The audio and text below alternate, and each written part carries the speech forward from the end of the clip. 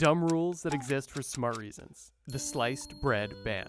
I know, shocking, right? I didn't believe it when I heard it either. Mainly because every time you hear about sliced bread, it's always within the context of how amazing it is. Which I find a bit ironic because it seems like most people hold the invention of sliced bread in higher regard than the invention of actual bread. You know, the food that literally sustained humanity for generations. That's besides the point. When sliced bread came out, it was one of the biggest inventions of all time, at least according to catchphrases. But did you know that there was a period of history, albeit brief, where the United States government literally banned sliced bread?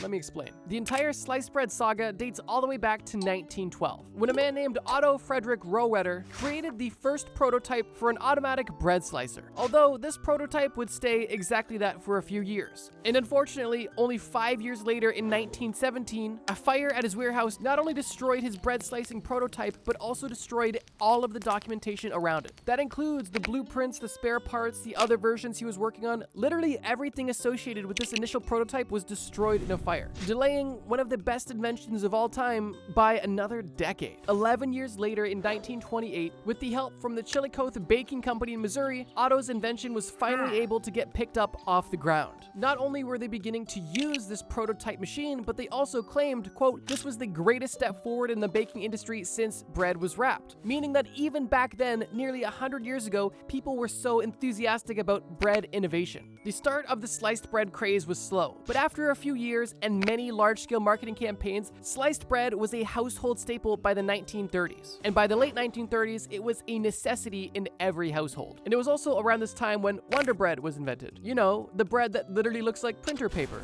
But of course, this video isn't about the history of bread, and we've already discussed what the dumb rule was, so what was the smart reason for this weird ban? And without giving too much away, let me just say that this ban took place in 1943, a time when World War II was in full effect, and the United States of America was heavily involved. It shouldn't come as a surprise that during World War II, rations were a way of life to ensure that there was proper availability and supply chain to supply our troops overseas with everything they needed to, in this case, kick some Nazi butt. But these rations came with a price. Besides the inherent restricted lifestyle experienced by everyday Americans, there was also frequent unexpected shortages. For example, sugar or rubber tires running in short supply. And it was because of this that the American government was becoming more and more anxious about not having the proper supplies or supply chain to fund one of the most important wars of all time. And it was actually this anxiety that led to the banning of sliced bread. On January 18th, 1943, Claude R. Wickard, the head of the War Foods Administration, declared that selling sliced bread was illegal. His rationale for this was because sliced bread required thicker wrapping paper to stay fresh. And he argued with the banning of sliced bread that more wax paper would be available, once again, for the troops overseas. But not only would we save wax paper, but we would save steel that would otherwise go to the production of new bread slicing machines. Now, admittedly, I can kind of see both sides of this because A, this definitely sucks and seems extremely arbitrary, and I feel like there's other corners to be cut. But at the same end, when you are literally fighting in World War II, I think there is no better expression than desperate times call for desperate measures. But with that being said, this ban on sliced bread was definitely not met with acceptance, and almost instantly there was public outrage, specifically among housewives in America, who at this time in many cases were expected to be not only single parents, homemakers, and also full-time factory workers to ensure that the labor force didn't collapse. When these women learned that one of their newest luxuries was going to be taken away from them, they were understandably upset.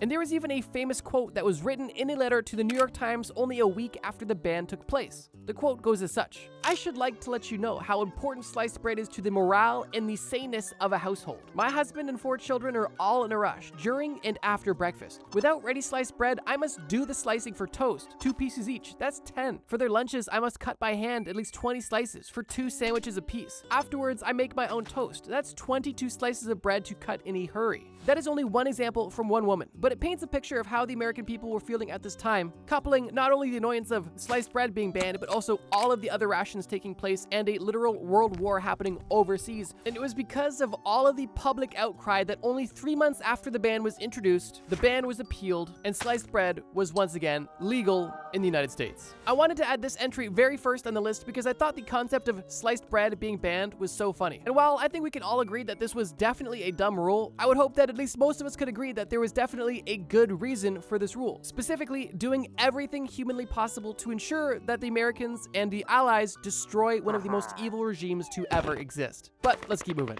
The bear wrestling ban. This rule is dumb not because it seems nonsensical or arbitrary, but because why is this rule even required? Anybody with half a brain and potentially somebody with even a quarter of a brain would understand not to wrestle a bear, right? Well, apparently not people in Alabama in the 1970s. Let me explain. I don't know about you, but when I first read this ban, I instantly envisioned a person walking into the woods, finding a bear randomly, and then wrestling it. But that is not at all what was happening and not what caused this ban whatsoever. The good reason behind this seemingly obvious rule is actually pretty upsetting. During the 1970s, 80s, and even 1990s, bear wrestling was an extremely popular part of circus culture in the United States. And it's also no surprise that these animals are typically not treated well. But potentially one of the poorest treated animals in the entire show was the bear, specifically meant for wrestling. Just for a moment, imagine you're the leader of a circus and you want to have a spectacular bear wrestling act in your circus. How do you go about achieving this safely? Do you A, scrap the idea because this seems unsafe and immoral? B, train a bear to wrestle safely so it can put on a show but also keep your performer safe? Or C, torture, drug, and mutilate the bear until the point that it is so limp and brain dead that literally anybody with a pulse could wrestle it successfully? The answer is obviously C, and that's exactly what happened. Ringleaders knew that they couldn't risk having their talent hurt or killed because that would affect profits. And they also knew that training a bear would take too long. So the porridge that was just right was to literally feed the bear a consistent chemical cocktail to keep them subdued, remove their teeth and claws so they had no opportunity to fight back, and on top of both of these things, consistently torture the bear and keep them malnourished in between shows so that the bear is consistently weak and in a state of fear, meaning that it would rather cower than actually fight back. And one of the most disgusting examples of profiteering off this act was not only having circus staff wrestle these bears for a show, but they would actually sell people in the crowd access to wrestle the bear to look tough. And you just know if that a ringleader felt so confident to have anybody at the circus wrestle their bear, they were messing up the bear so much that there was no way it could hurt anybody. And don't get me wrong, I'm not saying these bears should have killed fans or circus employees. I'm just saying they shouldn't have been there in the first place. And that's not even mentioning the extremely questionable methods the circuses used to acquire these bears. And of course, these bear wrestling matches didn't just happen once or twice. They were so prevalent that states had to create their own laws banning them. For example, Alabama made bear wrestling a Class B felony, and this law passed only in 1996, after a lot of the damage was already done, but I guess better late than never. But interestingly, this law was repealed a decade ago in 2015, not because they wanted to bring back bear wrestling, but because the law was no longer necessary. Circus culture had died down significantly, and bear wrestling was officially a thing of the past. And quite frankly, this law was more or less of a publicity stunt than a traditional piece of legislation. Obviously, this was an enforceable felony, although it was stated that the creation of this law was more or less of an act aimed to support animal welfare and public safety. But yeah, upon a first listen, hearing that wrestling bears is now banned seems redundant and weird. But when you actually learn the story of it, it makes total sense. The dissection debate. This is actually the first rule we're going to discuss that doesn't ban something, it actually allows something. But be warned, this one is pretty morbid. The dumb rule that is in play here is known as the Autonomy Act of 1832,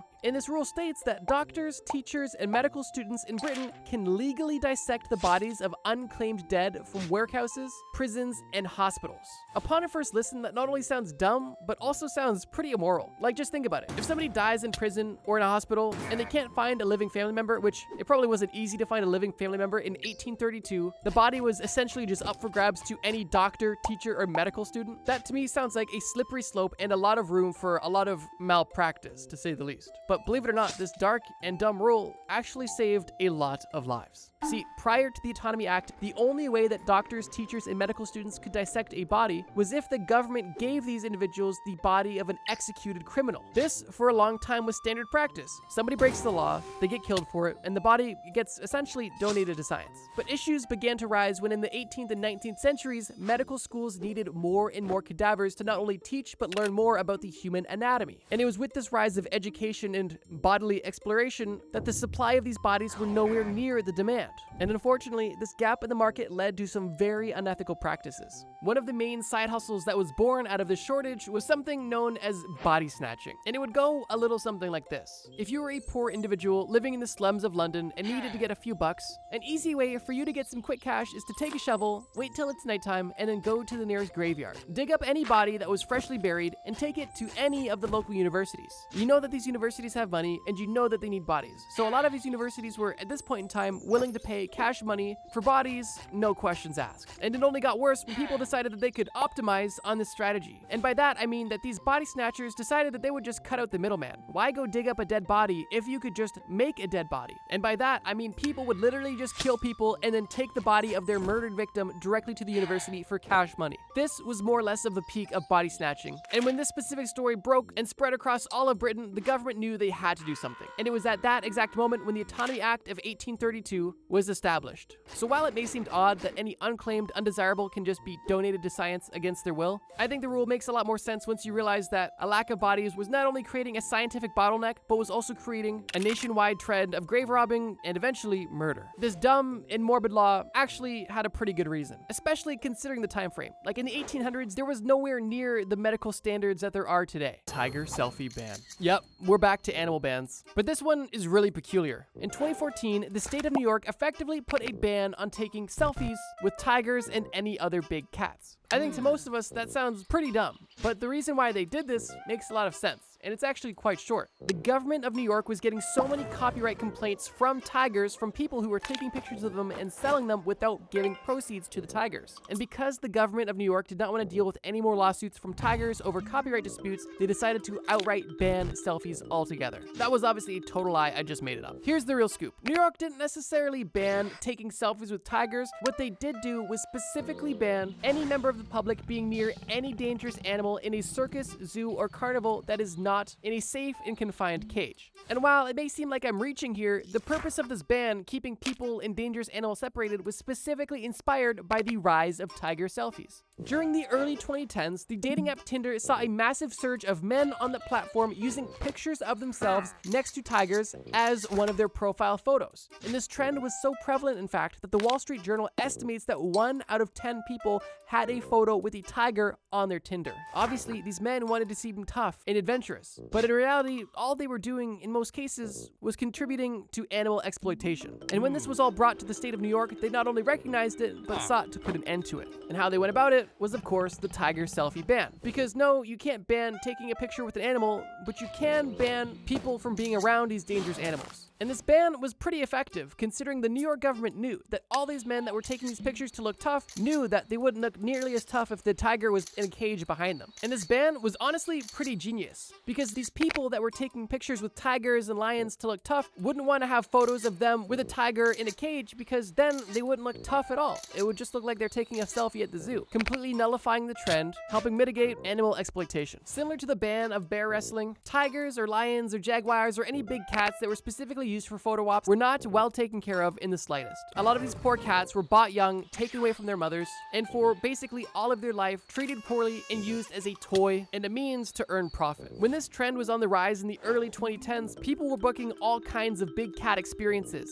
Tiger kitten play date, tiger kitten photo op, lion photo op, have a lion at your wedding. Anything you could have imagined, people were buying lions specifically with the purpose of pimping them out at public events to have them look cool. And obviously, if you're bringing a big cat to a public setting, the cat has to be extremely subdued, or in some cases, tortured, malnourished, declawed, defanged, drugged, and the like. And if you ever watched that documentary Tiger King, then you kind of get the idea of the dark business behind the whole big cat picture industry. And just like how Alabama wanted to stop the exploitation of bears, New York sought to stop the exploitation of big cats, which they did with their 2014 tiger selfie ban. A seemingly dumb rule with, in my opinion, a pretty smart plan of attack. The kitty cat cigarette ban. Okay, I swear, this video isn't a Trojan horse for me to get on my vegan soapbox talking about animal cruelty. But coincidentally, there has been a lot of interesting laws surrounding animals, but for the sake of repetition, I'll keep this one brief. Similar to the second law we discussed, this ban isn't dumb because it seems arbitrary, it just seems extremely, well, redundant and nonsensical. The ban I'm specifically referring to is the ban that Illinois placed on handing your pet a nicotine stick. To put it bluntly, in Illinois, it is explicitly stated that it is illegal to, quote, give a lit cigar or cigarette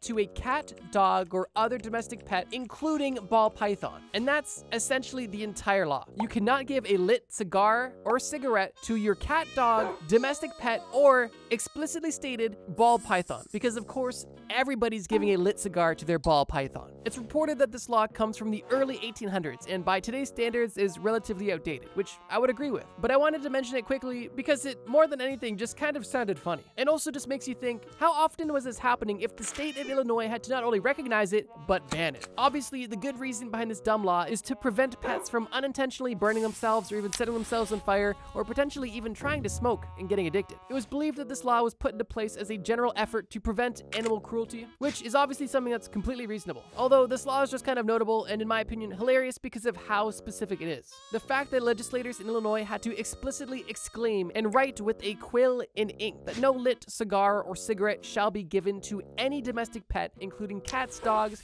hamsters, and ball pythons, to me is hilarious and noteworthy, and we're gonna move on, but I just wanted to share it. And if you were curious, yes, this law is still active today. The no spitting sanction. First and foremost, get your mind out of the gutter. Now let's move on. I think we can all agree that if you see somebody walking down the road just spitting on the sidewalk, it's definitely not polite and pretty gross. But is it something that's worthy of a ban? Well, unless it becomes some sort of national trend, I don't see it as something worthy of government intervention. However, there was a time when the United States government decided that it was in their best interest to ban any form of spitting in any public area. And this wasn't one of those obscure laws with a deeper meaning like some of the other ones we've discussed. No, this was a straightforward law that was not only written and passed, but also had signs placed everywhere reminding individuals and also had strict enforcement. But the question remains, what was the smart reasoning behind this dumb rule? And the answer, as some of you might have guessed, is health related. During 1918, during the last year of World War I, many cities across the United States were dealing with a major Spanish flu pandemic. This pandemic was extremely deadly and the spread of this disease was seemingly never ending, which is why the US government was pretty desperate to do anything that could potentially stop the spread.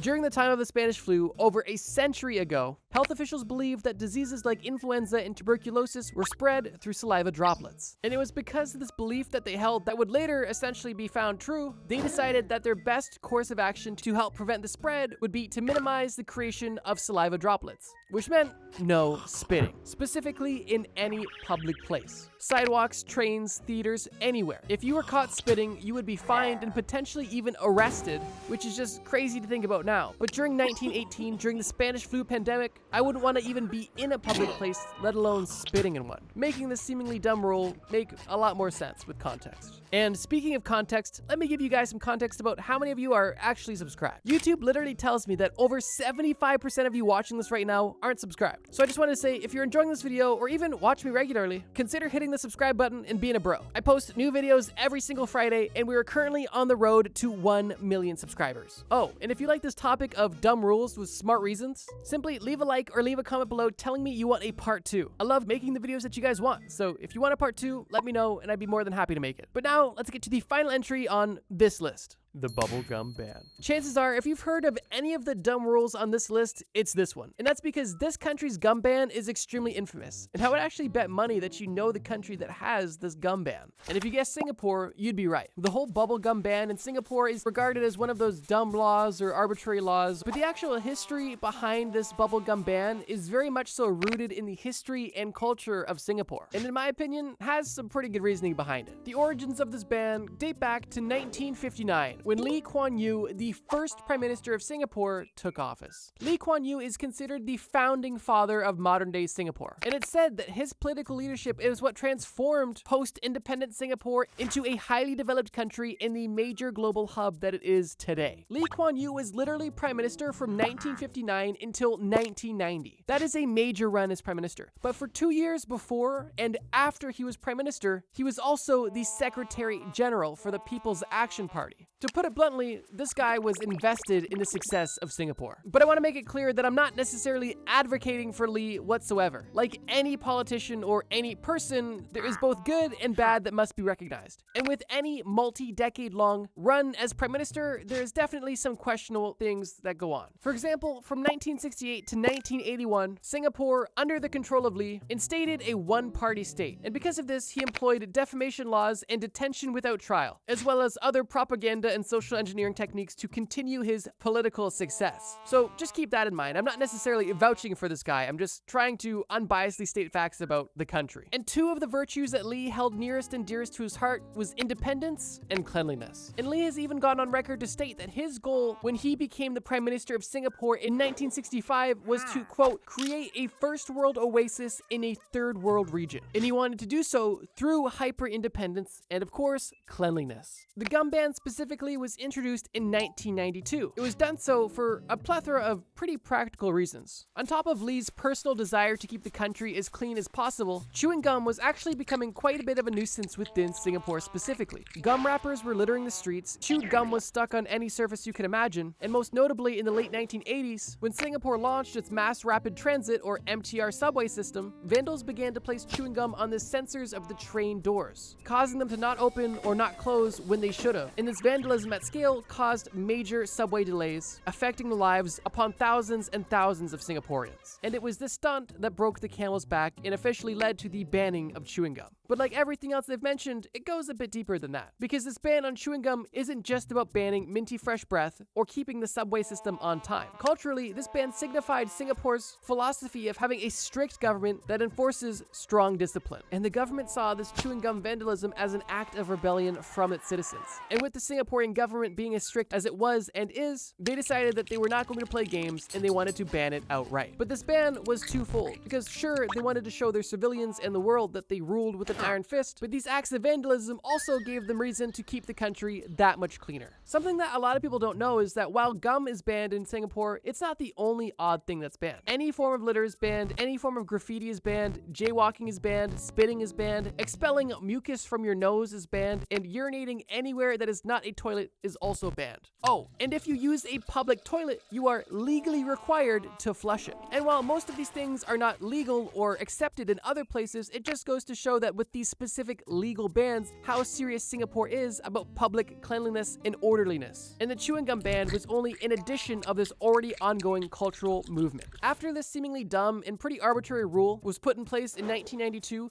many foreign journalists went specifically to Singapore to talk to Lee and question him about the seemingly nonsensical ban. And in every interview, Lee simply defended his point, claiming that you do not take a country from being a struggling country in a, quote, third world region to being a first world oasis without having strong rules, strong discipline, and ruling with an iron fist. Lee has even gone on record to state, quote, "We were called a nanny state, but the result is that we are today better behaved and we live in a more agreeable place than 30 years ago." And when one reporter tried to press Lee claiming that banning chewing gum could be banning the creativity of some individuals, Lee simply said, quote, "If you can't think because you can't chew, try a banana." I have no personal opinion on Lee or the country of Singapore, and I personally don't think I'd want to live in a country with such strict rules. Although it's hard to argue against the political career of Lee and the success that Singapore has had in such a short period of time as a result of some of these seemingly dumb rules. Useless ancient instincts we all still have. As much as we like to believe that as a species we are civilized and technologically advanced, in reality, a lot of modern day society and our day-to-day life is still heavily influenced and, quite honestly, controlled by primal instincts, deeply ingrained in our brains over hundreds of thousands of years of human development. But in this video, we're going to discuss examples of primal instincts that were helpful at the time that today are quite useless or, in some cases, making our lives harder. Let's get started. I would guarantee that most people watching this video, if not everybody watching this video, enjoys a sweet treat. And while some of us enjoy a sweet treat guilt-free, some of us also feel bad that we quite often crave such sugary things that we know aren't good for us. But the reason most of us crave such sugary and sweet foods and drinks was at one point in time crucial for our survival. During the ancient prehistoric days of humanity, food was a luxury and likely the most valuable currency. And it's for that reason that humans were really eating anything and everything they could get their hands on. But not all foods are built the same. Eating bugs and leaves is cool, but nothing quite hits the spot to a caveman like something extremely sweet or something extremely fatty. And the reason for this is simple. Sugar specifically is extremely valuable to the body because it gives your body a quick boost of energy, something that many foods aren't able to provide. And because of this, your body responded extremely positive to this food source that was able to give you such a quick hit of energy. Even if your body wasn't in dire need of energy at the time, your body is able to store that excess energy in the form of fat, meaning that at any time, at any place, if there was anything sweet around, your body knew to consume it there and then. And at the time, this could have meant life or death. Now, unfortunately, the stakes today are not nearly as high. And I would say that most people, if not everybody watching this video, does not struggle with food scarcity either at all, or definitely not to the extent that cavemen did. Meaning that eating the bag of gummy bears on your nightstand isn't life or death. It's really just how much willpower do you have to overcome your primal urges. In today's world, eating anything sweet you can get your hands on almost has the opposite effect, because at best, this excess sugar is just going to put extra weight on your body. And at worst, it's actually going to have a detrimental effect on your overall health. The complete opposite of the intent of this instinct in primal times.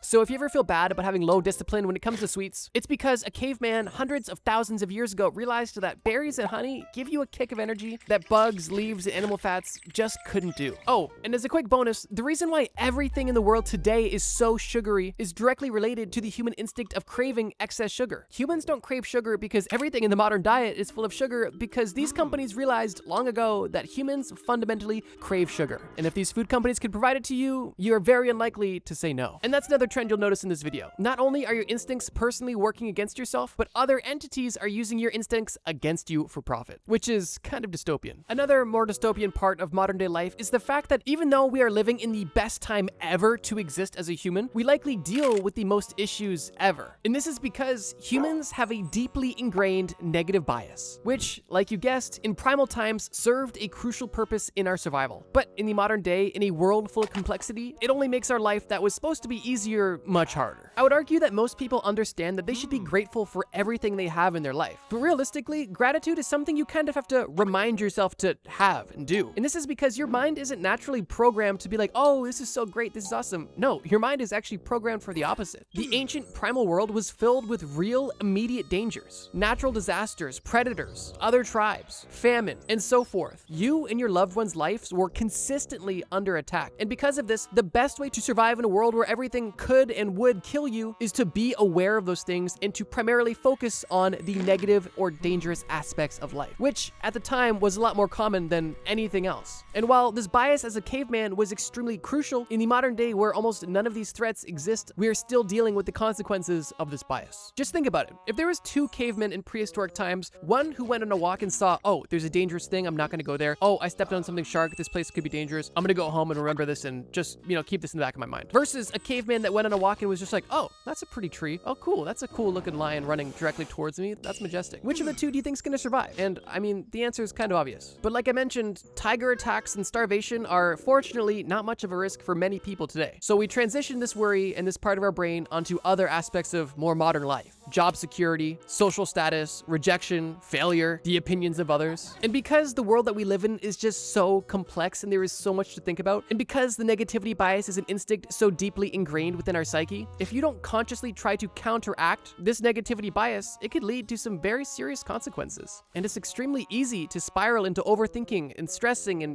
coming up with worst case scenarios and ultimately developing things such as anxiety or depression. And a common example of this negativity bias is, once we lay down on our bed and close our eyes, all of a sudden every horrible thing that happened to us ever comes to mind. Keep in mind, in ancient times, before you go to bed, it's helpful to have a checklist of everything you notice today that could be bad, but in modern times, it's just gonna make going to bed harder and possibly damage your self-esteem. And if that was the first time you've ever done something like that, then you probably experienced a lot of fear, specifically fear of the unknown, which is likely one of the oldest human instincts we all have to this very day. Our ancestors had to essentially trial and error every aspect of life always, and the stakes were typically life or death. And because of this, the best way to mitigate as much risk as possible was to simply stick with what you know and avoid what you didn't know, which led to the development of the fear of the unknown. During ancient times, exploring a place that was dark and you couldn't quite see, encountering an animal that you are unfamiliar with, or even seeing weather that you haven't quite seen before, all could very well lead to the death of you and anybody around you. Meaning that the best way to stay alive was to avoid and fear any of these things you were unfamiliar with. And this instinct is still around to this very day. But once again, in modern times, this instinct isn't helpful and is often counterproductive. And while I would definitely say that there is an argument for the fear of the unknown being helpful today, there is still places where it isn't helpful. Specifically when when it comes to exploring opportunities that could ultimately be beneficial. Like, let's say, starting a new relationship, trying a new food, going to a new city, moving, meeting new people. In the modern day, when things are so safe and so civilized, there are so many amazing opportunities to come out of exploring the unknown and seeking discomfort and truly trying to overcome this instinct. But the reality is just that. This is an instinct that has to be overcome to experience these things. And because of this, there is a saying that I think is rather accurate, is that most people would rather experience a familiar hell than an unknown heaven. And it's interesting because even though in that hypothetical that the unknown situation would be objectively better, because it's unknown, it's still scarier than dealing with something objectively worse that you're at least familiar with. But it wasn't only the unknown that our ancestors were afraid of. There was actually quite a few fears that our ancestors hold that we still hold today. Another example being the fear of failure. Now, once again, there is instances where this fear is still helpful in the modern day, but as a whole, the exaggerated fear of failure is more detrimental to people than it is helpful. In ancient times, goals were simple and immediate. If you were on a hunt, your goal was to secure an animal. If you're looking to reproduce, your goal is to secure a mate. If you're looking for shelter, your goal is to find a warm and comfortable place. And in all of these instances, if you failed to meet your goal, your life or your bloodline was done. And those stakes are pretty high. And over hundreds of thousands of years of development, our brain began to realize that if we really want something, we cannot accept failure as an option. And while in the modern day, many of our goals are not life or death at all, a lot of people still act like them. Doing worse on an assignment than you anticipated, not getting the promotion you wanted, having an application denied for almost anything. All of these things are uncomfortable and upsetting, but in most cases, they are not life or death. Although some people still act like they are, but it is so ingrained in our being to have that exaggerated fear of failing that typically only holds us back and will cause us to feel a sense of dread when in reality the situation may be mildly infuriating or potentially disappointing, but definitely not life or death. But another consequence of failure in ancient times beyond just immediate death was also a loss of social status. You see, humans have always been tribal people, pack animals, if you will. And within packs or groups, there is a hierarchy. And within hierarchies, there is status, which determines where you stand on the food chain. In ancient times, we were extremely motivated to seek status, not to satisfy our egos, but to ensure our survival. Because in ancient tribes, the higher status individuals typically got the most benefits, the best shelter, the most food, and so on. And the opposite was also true. If you were low status in the tribe, you would be getting scraps. You would be living in the worst of places. And in severe situations, you would be outright outcast from the group, essentially being left for dead. And for that reason, it's reasonable to understand why seeking social status was so important in prehistoric times. But as we all know, this is not a habit that's gone away. And in modern times, people seek status more than ever, while, interestingly, the stakes are much lower. Sure, in the modern day, there is so many benefits to having status. Celebrities, for example, have access to the best of everything. They get treated better than everybody else. They can afford everything and still get things for free. And there are definitely benefits to that in the modern day.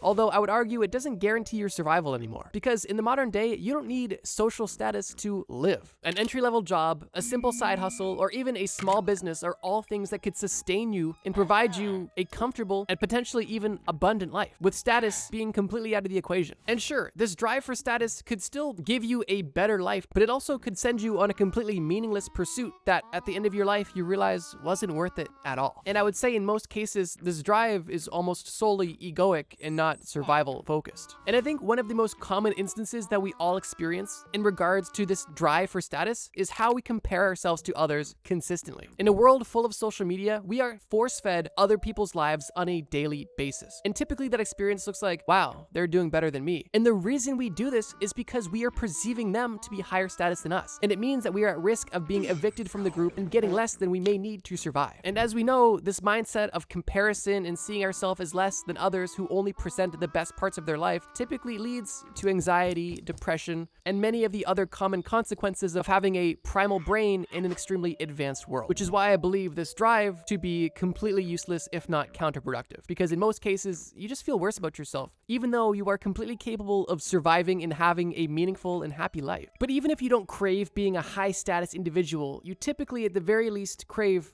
fitting in. Which brings us to the next ancient instinct, the human impulse of adopting a herd mentality. As we just mentioned in the previous instinct, humans in tribes were safer, and humans on their own were not. And while climbing the social ladder is one goal, even maintaining where you are is an entirely separate goal. The human brain evolved in tribes and closely monitored the group, copying all of their behavior because they see that these other people are alive, so they're gonna do what these other living, surviving people are doing, because that's really the ultimate goal. And because of that, most people were on the same page. While at the same time, individuals who showed attributes that weren't directly in line with the tribe, whether it be doing something that resulted in their instant death or simply doing something that the tribe didn't approve of, let's say not reciprocating sharing food or not contributing, would result in being exiled, which was essentially a death sentence. If you notice that everybody does one thing and the people who don't do that thing either die or get kicked out of the group, you're going to quickly learn that it's best to do what everybody else is doing and not stray too far from that. In prehistoric times, it meant coexistence. But once again, today, the stakes are not nearly as high. But that doesn't stop our brain from trying to keep us in line with the greater group. Everybody in one shape or another fears rejection. Whether it be talking to somebody you find attractive, trying to sell something, or simply trying to find a place that you belong. Nobody wants to be told no or that they don't fit in. And this is something that we experience from a very young age and most people carry through the rest of their life. And while herd mentality can manifest itself in a lot of ways, it's most commonly experienced by simply not wanting to stand out or make too many waves or rock the boat. So if you ever feel bad about your desire to fit in and want to be somebody else or want to have other attributes so you could be more like others, it's not that you hate yourself or it's not that you're wrong. It's simply the biology of your brain telling you that if you are more like others, you will have a higher chance of living. And while that's not really the case today, your brain doesn't really know the difference. And similar to our fear of the unknown, this herd mentality in most cases in the modern time holds us back rather than protects us. We stop ourselves from pursuing the things we truly love or doing things we really want to do. It stops us from taking risks or doing things that seem out of the norm. The goal of this herd mentality is to keep us alive, not happy. And what that looks like today is simply doing something that you know is safe even if you don't like to do it, because doing the thing you want to do might not give you that same safe result. And that could apply to a career, a lifestyle, or really anything. Your brain has decided that the safest way to live is going with the path of least resistance. And what that typically looks like is doing what everybody else is doing. And this is an ancient instinct that is very evident in the modern day. Almost as evident, at least, as our need for control. I would say a good majority of people at some point in their life struggle with having a pretty strong to severe need for control in at least some aspect of their life. Whether it be some sort of power trip or perfectionism or simply a sheer need for things to go their way. The ancient human mind craved control because it was predictable, and it craved that simplicity and predictability, and how that manifested was learning to seek order and trying to create a routine in a world that was completely unpredictable, but somehow simultaneously seasonal and cyclical. And how this looked in ancient times was using this need for this control to establish routines that allowed life to exist, following migration patterns of animals that would sustain your tribe's life, understanding the seasons and following weather patterns and predicting what happens when you saw a certain cloud, controlling the amount of wood you put on your fire to ensure it never went out. All of these actions are rooted in a desire for routine, order, and ultimately control. But in the modern day, this need for control has manifested rather differently. And the biggest way that our need for control hinders us in the modern day is by people trying to control factors that are out of their control. And this need that people feel that ultimately leads them to have extreme stress and anxiety about certain situations. In ancient times, the only thing we could control was our actions. And our need for control was based in our actionable pursuit of living. But in the modern day, with infinite information at our fingertips in a world that is more complex than our brain could ever perceive, this need for control oversteps its usefulness and becomes a hindrance, whether it be just being socially unlikable because you are too bossy, or being unable to enjoy something because it is not to your exact liking, or spending your free time worrying about something that you have no control over simply because you desire it going a certain way. And these negative feelings associated with feeling out of control leads to a negative spiral, because if you feel out of control, you feel weak, you feel less. And it's through these negative emotions that our brain develops pattern recognition, so it knows exactly what to avoid so it cannot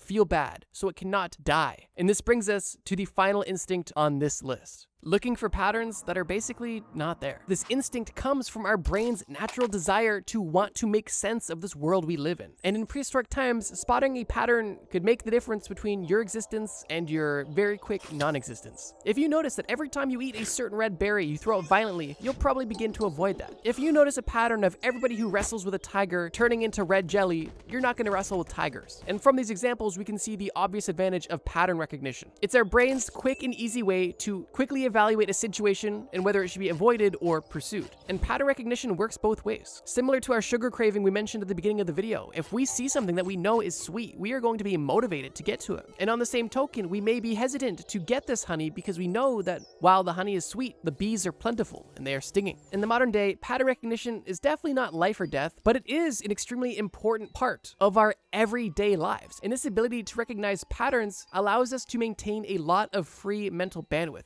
because if every time we approached a certain situation we had to re-evaluate it from scratch, well, you would be thinking consistently. But if you have a kind of mental catalog of things you could quickly reference every time you see something you've seen before, your mind is able to streamline the process of thinking, which is something your brain's always trying to do. But here's the thing, even though pattern recognition in the modern day can and is extremely helpful in some cases, much like the others we've discussed that are helpful, they typically overstay their welcome and overstep and can be very detrimental. And how pattern recognition typically oversteps in the modern day is by causing us to misinterpret events without context, overthink situations that are not as deep as we think, or jump to conclusions that are not there. And the reason why we do all of these things is because our mind is consistently trying to understand things. So if we have a little bit of context around something, our brain is going to try as hard as possible to try to categorize the unknown with something we know, which is most often seen when people are generalizing things, whether it be about ideas or even people. Our brain wants to seek a pattern so it can reassure itself it knows what's going on here. In ancient times, if you saw an animal with pointy teeth, you didn't need any more context about it. But in modern times, you can see a person with tattoos and go, wow, this is a bad, scary person, I'm going to avoid them. When in reality, the fact that somebody may or may not have tattoos means absolutely nothing about their character and who this person may be. But our ancient brain that we possess wants to keep us safe and wants to generalize as much as possible, to quickly process information and to conserve as much energy as possible. And that wasn't a knock at people with tattoos. I have tattoos myself, they're just under my red shirt. But it's an old-timey stereotype that I thought would make sense. And by this point of the video, you've probably already begun to recognize some patterns yourself. One pattern is that all of the entries on this list are actually intertwined and typically work off of each other to help your brain do its best to understand things quickly and survive. But another pattern I want to suggest is that our brain is just doing the best it can. It's obvious that our brain has evolved to be as beneficial as possible, and our brain has done an extremely good job of developing an operating system that is optimized to keep us alive in the prehistoric world. However, while we have had a brain that has had hundreds and thousands of years to develop to a certain style of life, over the last few thousand years, our civilization has developed rapidly at a pace that our brain is simply not able to catch up to, which has landed us in the situation that we are in now. We are living in an extremely advanced society using powerful hardware that have a outdated operating system, and we're just trying to make it all work. But the bright side is this: while our brain still has instincts within it that are no longer helpful and sometimes hurtful to us, we still have the power and ability to overcome these ancient instincts. With awareness, focus, and intention, you can consciously make an effort to begin to personally reprogram your brain to be more suited to live in the modern day. And these are things that we've already began to do, whether it be consciously or unconsciously.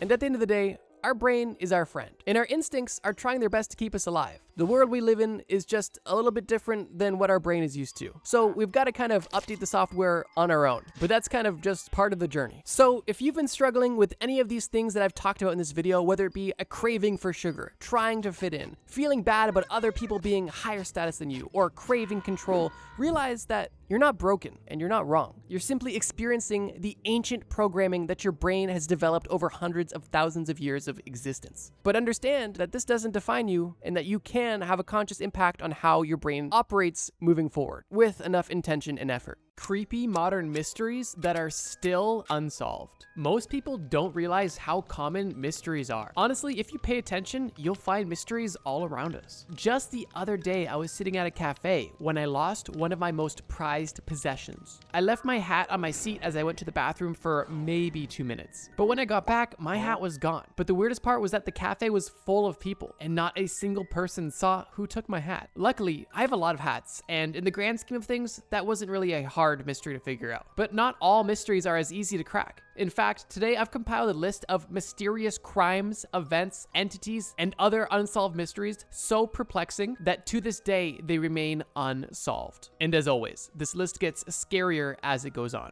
Number 1. The missing wrecking ball. In 1974, workers for the Dowling Construction Company in Indianapolis left their crane to go home, just like any other day. As usual, the 5-ton steel wrecking ball remained hanging from this crane about 200 feet in the air. The next morning, the entire wrecking ball was flat out gone. And no, it hadn't fallen to the ground, it was gone from the entire site. The whole town, along with police, were baffled by this bizarre theft and that the wrecking ball was never found. Apparently, some people criticized them for leaving the wrecking ball like that, but I mean, what else are you supposed to do? Detach the wrecking ball and roll it into a giant adamantium safe for good keeping? Also, what's the motive for stealing a 5-ton wrecking ball? According to my research, 5 tons of steel is only worth about $800. Imagine going through all of the effort of stealing a 5-ton wrecking ball and still not having enough money to afford 9 grams of gold. Part of me wonders if the reason this case went cold is because nobody really cared. I mean, if I had to spend more time tracking down a defective wrecking ball on the loose than completing the construction project with my crew, I'd probably just forget it too. I'd like to think that everyone just assumed that somehow the cable cut itself loose and the ball comically rolled 2 miles down the road at night off a cliff into the ocean. The worst part about this case is the more I researched it, the more mysterious it became. If you look up this company, you'll find that they're pretty much only known for losing this wrecking ball. And in one newspaper from the same time period, I was able to find a story with an interview from the owner of the company who lost the ball. The funniest part about the story is that Lauren Dowling, the owner of the Dowling Construction Company, said, and I quote, "I can't figure out what someone would want to do with a 5-ton metal ball." Then another newspaper I found provided a couple more details in the story. In this paper, an interviewer named Beck Walter asked someone who knew about the story personally, "Is this story true? If so, when and where did it happen? Was the ball ever found?" Then, Sincero, the man she was interviewing, said, "It's true, according to Lauren Dowling, owner of the firm. His workers were tearing down and erecting a boys' club on the Indianapolis South Side during the summer of 1974. Just like your book says, the huge ball was hanging about 200 feet in the air from a crane at the end of the workday, and was gone 8 hours later when the workers returned. The crane didn't appear to be tampered with," said Dowling, "but the ball was never recovered." What's also strange about this case is that no leads for any potential suspects were ever found, which is confusing considering you would probably need to run some seriously loud equipment in order to manage carrying a steel ball the weight of multiple cars away in the middle of the night. On top of this, the thieves left no tire tracks. Also, it didn't look like the thieves had tampered with the crane, and the wrecking ball didn't seem to have fallen because there was no crater on the ground where it would have landed. If you're open to some pretty crazy conclusions, I found some people on a mystery forum theorizing that some type of interdimensional time traveler from the future somehow teleported the wrecking ball into a different universe to save someone from a Final Fantasy style incident that was destined to kill them. So, yeah. All in all, no matter how you choose to interpret the story, although this is a tame example, the story is still rather strange. Number 2, kidnapped by Sasquatch. Nowadays, when we hear about Bigfoot, we typically laugh, but that's only because we were born in the modern day. Today, Bigfoot has become a meme, but this is only because most people in the modern era live in a town, city, or some sort of civilization that is not so rural. But for those in the past or even today who still live deep in the woods, woodland creatures are nothing to laugh at. It's easy to laugh at a mysterious creature when you're deep in the city, surrounded by humans living in a concrete building, but it's not so easy to laugh at a creature of the woods when you live in a wooden house in the middle of nowhere and you realize the creature you fear so deeply could tear the roof off of your house. These stories are stories of people alone, surrounded by woods, with truly no idea what lies beyond their small house's boundaries. When you're deep in the woods, you truly have no idea what's out there. Technology won't be there to save you. And in the times that these historic accounts took place, there was no GPS, no walkie-talkie, and no phone. The only satellites flying around Earth at this point were lonely, barren asteroids. And if you got lost in the woods, the question wasn't what your odds of dying were, it was what your odds of living were. In this time, a man had to come face to face with his own natural habitat and anything that dwells within it. When I tell you of these accounts, you have to keep in mind that these aren't just urban folklore. They are actual published accounts that resulted from real-life adventures before the internet and before safety. Also, there weren't cities and towns populating almost every area of the Earth like there are today. So if you were alone in the wilderness, at times the empty asteroid orbiting you in space was closer to you than the nearest human. What most modern day people forget is that the concept of Bigfoot or Sasquatch came from multiple real-life accounts from real people who often came across Bigfoot face to face. Before I begin this story, I want to preface it with an interesting fact. According to historical accounts, Albert Ostman, the man who had this strange encounter, refused to tell anyone his story for many years because, in his words, he didn't think that anybody would believe him. To be honest, if I had something as crazy as the story I'm about to tell you happen to me, I wouldn't think anyone would believe me either. Nevertheless, many of the details in his description ended up being consistent with other similar accounts of creatures in the same area that came out later. Keep in mind that this was long before the internet, and it's pretty unlikely that Albert was able to communicate with the others who came out with similar descriptions later on. In 1924, Albert Ostman, who was a logger and construction worker, had a vacation. When people in our era, the modern day, think of going on vacation, we imagine going on a cruise, or maybe going to the beach,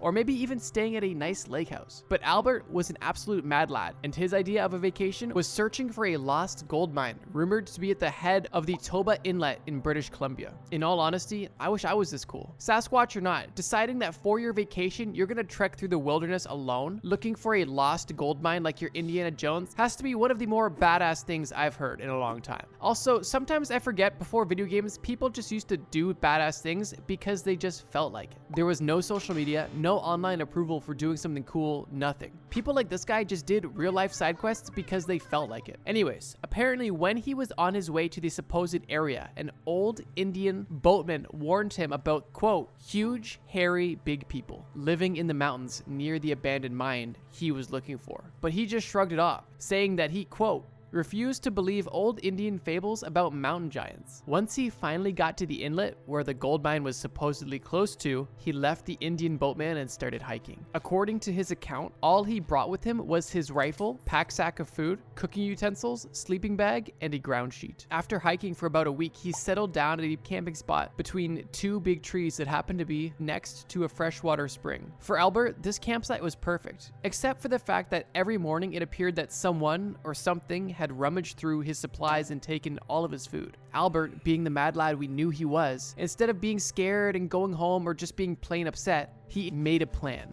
He climbed into his sleeping bag fully clothed with his rifle right next to him so he could attack whoever or whatever was stealing his food. Like many of us at the sleepover, Albert was the first to fall asleep, and what he woke up to was insane. I was awakened, he wrote, by something picking me up. I was half asleep, and at first I did not remember where I was. As I began to get my wits together, I remembered that I was on a prospecting trip and in my sleeping bag. My first thought was it must be a snowslide, but there was no snow around my camp. Then it felt like I was tossed on horseback, but I could feel whatever it was walking. According to Albert, the creature was carrying him in his sleeping bag, kind of like a DoorDash delivery guy, but not just for a few minutes.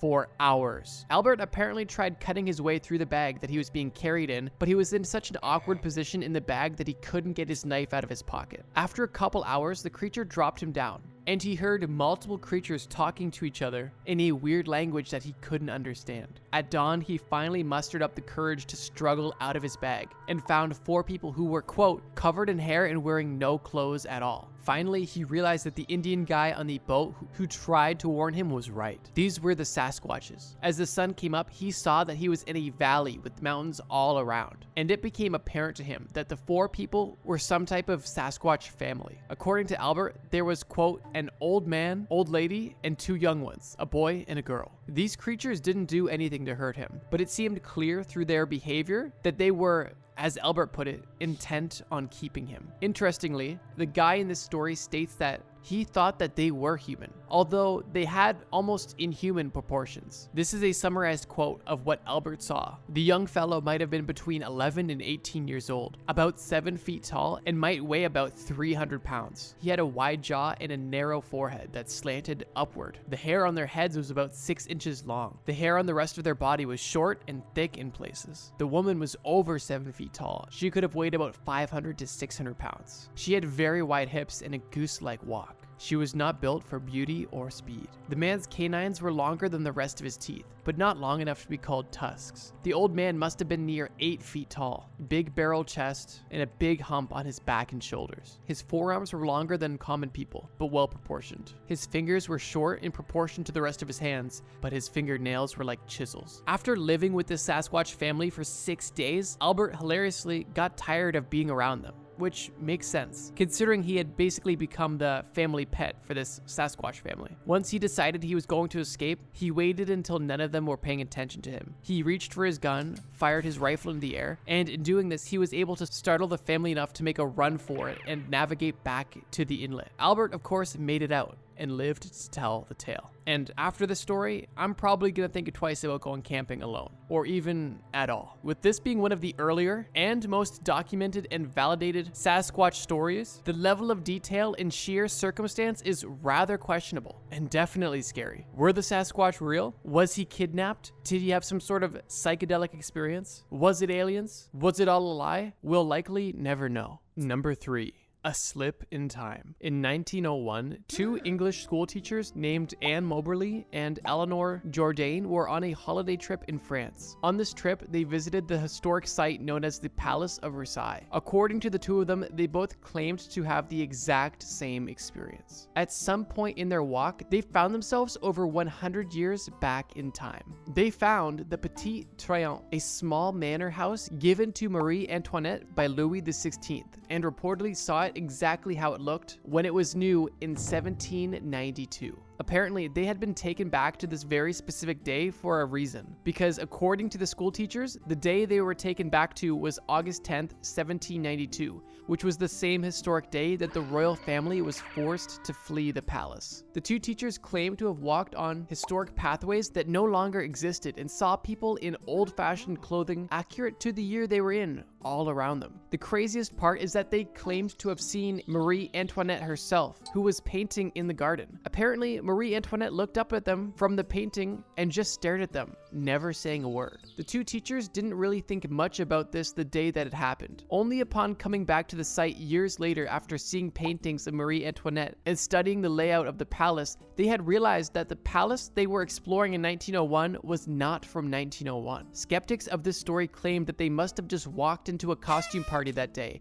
but no historical record was ever found of there being a costume party on that specific day. Despite skepticism, the 2 ladies stood their ground until their death. Part of me just thinks somewhere at this museum site, there was some sort of 19th century hippie working there, and when he saw 2 school teachers getting ready for their afternoon tea, he slipped in a little Salvinorin B methyloxymethyl ether. Jokes aside, this is either the craziest thing I've ever heard or the dumbest thing I've ever heard, and there is no in between. The 2 interpretations of this story are: 1, 2 half-drunken school teachers stumbled into a Marie Antoinette costume party or some sort of play and thought that the actor playing Marie Antoinette was actually Marie Antoinette. Or secondly, 2 school teachers were walking around a historical site and accidentally walked right into the entrance of a wormhole at the exact time some type of interdimensional being opened it up to transfer time periods, sending them back past the back rooms and right into the year 1792. Then the interdimensional time traveling entity was sweating bullets because normal humans were not supposed to be able to get this back in time. So the creature had to go back to the same day, find the 2 teachers, and bring them back into the present day before they talked to the queen and ruined the entire space-time continuum. But because the women had already changed the present day due to the butterfly effect, the interdimensional entity either had to find another timeline in which the present was congruent with everything they did in 1792 and send them to the universal timeline that we exist today, where I'm telling you the story right now. And putting it that way, I'm starting to think it's just a costume party. But I do find it extremely eerie that one day you can be walking through a building and appreciating its beauty and seeing somebody you thought you recognized, only to later be looking in a history book and realize that you were in a building that was almost 200 years older than you thought, and the person you thought you recognized was Marie Antoinette. Number 4. Unidentified creatures at the mine. Before I start the story, I just want to mention that there seems to be some sort of weird correlation between mine shafts and mysterious forest creatures. This is just a theory, but I'm starting to think that special interest groups who want a certain mining territory for themselves would just put on a costume of some sort to scare away the other prospectors from thinking about working there. Either way, this next story is wild to say the least. In 1924, American miners in Ape Canyon were staying on the east side of Mount St. Helens in the state of Washington. One morning, deep in the woods, Fred Beck and his group of prospectors saw something that baffled them. Around the cabin they had just slept in, they noticed huge human-like footprints that appeared to have been walking around their cabin that night. The worst part about this is this wasn't the first time. The other times this had happened, the prospectors shrugged it off, as if maybe another crew member was playing a prank on them. I mean, other explanations just didn't make sense. Their cabin wasn't in a town, and as far as Mr. Beck knew, there wasn't anybody else around. Weird. But the men carried on with their day, trying not to think about it too much. After a couple of weeks went by with no strange occurrences to be seen, Beck and most of his crew were feeling less tense. I guess it hadn't been a big deal after all, but Beck couldn't shrug this feeling, the feeling that him and his crew were being watched. Then, one day, they were caught off guard. Sitting on a log and eating lunch, one of the men joked about his friend slipping and nearly falling on a squirrel. Beck, lost in laughter, looked to the side to catch his breath, and in an instant he froze. Cold adrenaline coursed through his head, and his stomach felt like a dagger had been plunged into it. For a split second, Beck thought it was a man, but what he processed next made him mildly dissociate for a second, and he even questioned if he was in a dream. Creepily peeking behind a tree was a huge man-like creature, but it definitely wasn't human. At least 8 feet tall and looking only partially human, it stood there, intently, silently watching them. Immediately, one single question pulsed across Beck's mind. How long has it been watching us? In only a moment, the crew had caught on to what he was looking at, and immediately froze along with him, before quickly shooting multiple shots. One of them hit the creature somewhere in the head and it ran away, seeming to be injured. Another day, Fred Beck walked up on a similar creature standing by the edge of a canyon. Getting more and more frustrated at his own growing fear, he shot the creature in the back, and it keeled over and fell off the cliff. But when the men looked down towards the bottom of the cliff to get a better look at it, they couldn't see it anywhere. That night, however, Fred would soon regret his actions, because little did Fred know that whatever those things were, they would soon seek retribution. You see, by now, most of his crew had abandoned the assignment. They came here to be surveyors and miners. Nobody was getting paid any hazard pay to risk their lives being around these mysterious half-human creatures that wouldn't stop following them. With only a few men that night in his cabin, Fred was awakened, and he wrote, quote, "At least 2 creatures attacked our cabin that night, battering the roof and walls in an attempt to break in. The creatures were able to break a hole in between 2 logs of the cabin. All the while, large thundering strikes could be heard from their rooftop in an attempt to break a hole through it. Luckily, our cabin and its roof were built strong enough to resist snowfall. Even after we made repeated shots out of the cabin hole, the creatures violently persisted, at times wedging their huge hands in between the holes in an attempt to yank our cabin walls apart. 5 hours of relentless beating on the cabin later, the creatures gave up and left the site. Outside, the prospectors found the ground torn up with huge footprints all around. After this, Fred and his crew left for good, abandoning their mine, their cabin, and the mining area entirely. Fred had a pretty high tolerance for many things throughout his life in the mining business, but this was not one of them. All in all, the series of events has never been explained, nor did Fred or his crew ever get a photo of the mysterious creature. The most plausible explanation is this was probably a remote tribe of some type, but that wouldn't explain all of their inhuman characteristics. Either way, if I was Fred, I would have been packing my bags 2 minutes after the first encounter. So props to him for carrying on with his job even after most of his crew left. I'm not sure if he's extremely brave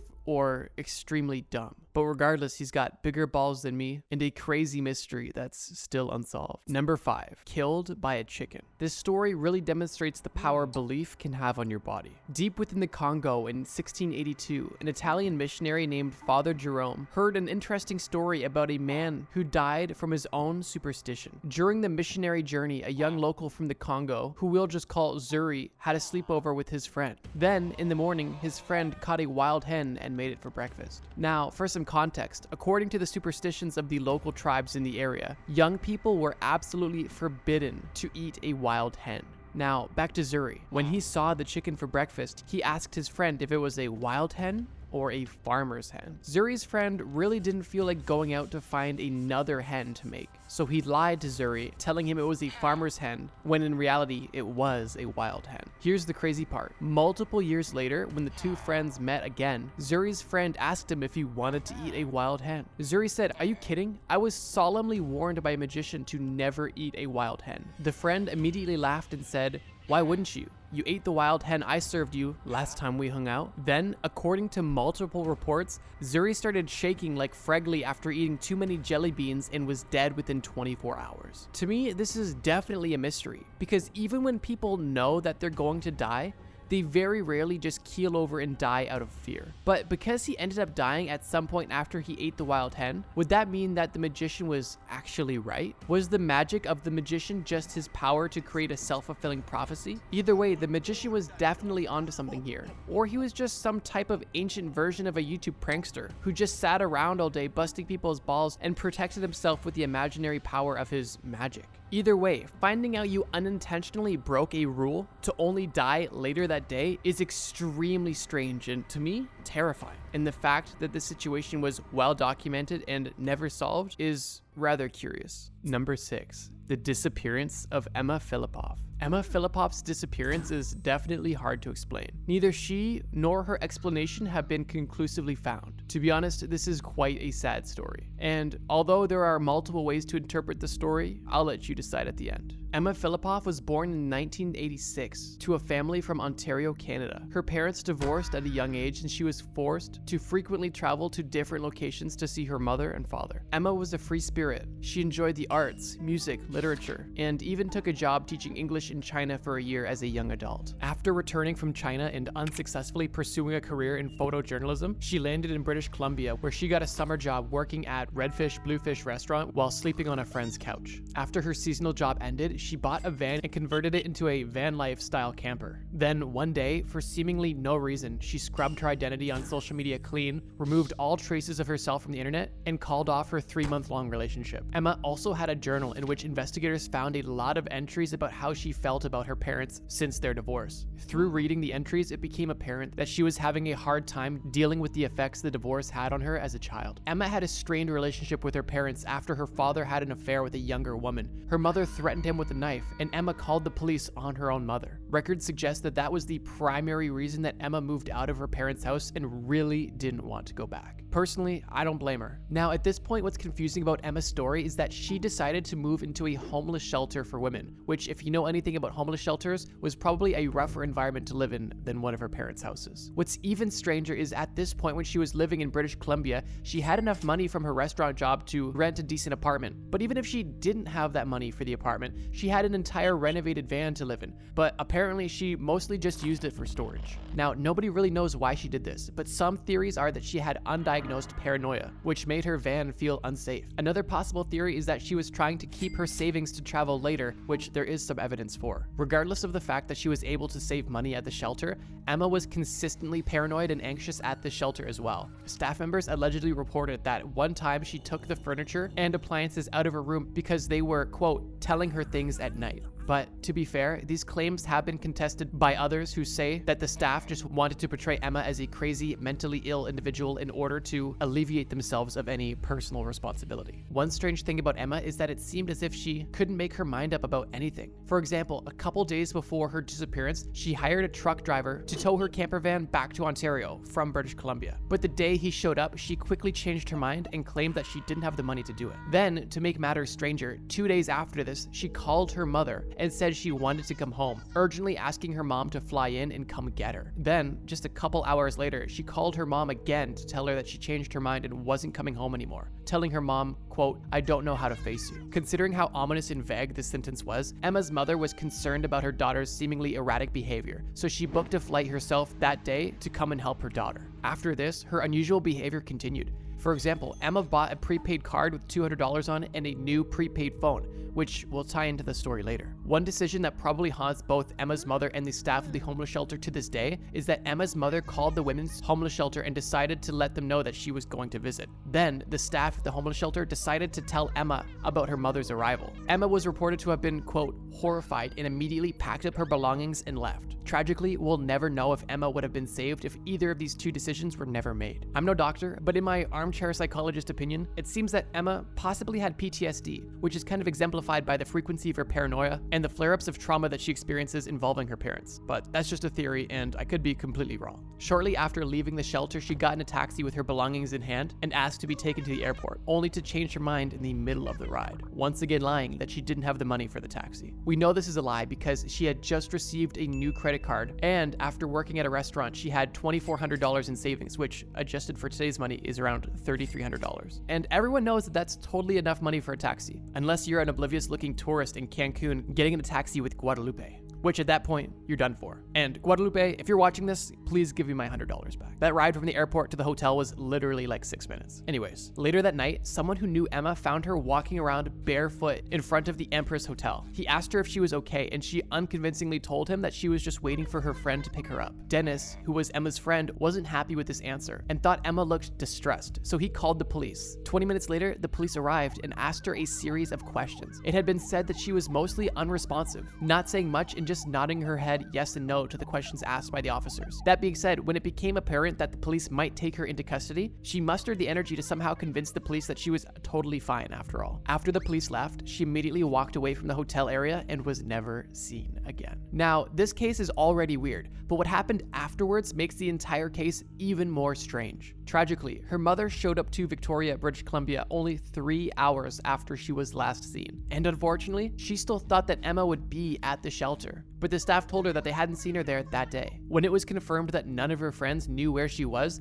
declared a missing persons by the police. Remember that $200 prepaid card that Emma had bought? Well, a lead opened up when it was used at a gas station not far away. Unfortunately though, it just turned out to be some random guy who eventually confessed to have found it on the street. Later, another suspect was discovered, a man by the name of Julian Heward, who apparently had a romantic interest in Emma. Strangely though, it was confirmed that he saw Emma at 10 a.m. that day, but like everyone else, he reported Emma to have been acting unusual, because when he asked her what she was doing, she just didn't answer. After all of the leads were exhausted, the case went cold. Then, seemingly randomly, about 2 years after she disappeared, a man in a green shirt with a prosthetic leg was reported to have torn down a missing poster of Emma in a restaurant and thrown it on the floor. Right after doing this, he yelled, quote, "It's one of those missing persons posters, except she is not missing. She's my girlfriend, and she ran away because she hates her parents." The staff immediately called the police, who arrived 2 hours later. And to this day, the best possible lead for this case has never been identified. Another interesting piece of the puzzle is that 6 years after her disappearance, a man named William came forward with a confession that after Emma was last seen, he picked her up from the side of the road because it was raining and he wanted to help her.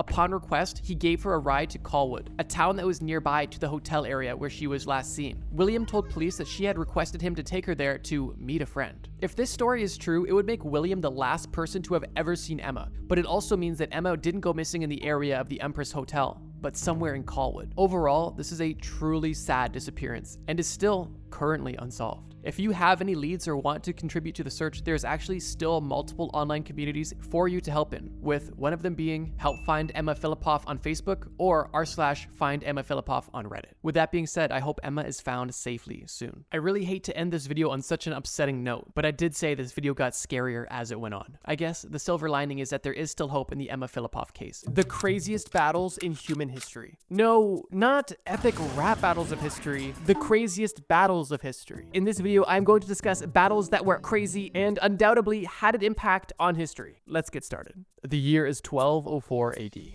You are an ambitious leader with the sole goal of unifying all of Mongolia under a single banner, bringing together all of the nomadic tribes into one mega civilization, something that has never been done before. Your life has not been easy. Since birth, your life has been a cycle of life and death, with almost everybody you know being involved in battle and dying. This brutal lifestyle was relatively normal for the tribes living in the Mongolian steppe, although it doesn't make it any easier. Through focus and sheer dedication, you have become an extremely powerful leader, and you are close to achieving your goal of unifying all of Mongolia, with now only one obstacle standing in your way. Another great Mongolian warrior named Jamaka. a leader who holds almost opposite values to yours, with the goal of preserving tradition and keeping historic practices alive, specifically focusing on family ties. This opposing leader was also one of your childhood best friends, and someone you considered to be a blood brother, someone who brought stability and joy to your life. Someone who, unfortunately, over the years you had grown apart from due to ideological differences. And now, this battle in which you are about to embark on is the conclusion of your long brewing rivalry, and will solidify a massive change not only in the history of Mongolia, but also in the history of the world. Today is the day you find yourself standing in a battlefield. You and your army are slowly approaching a much larger army,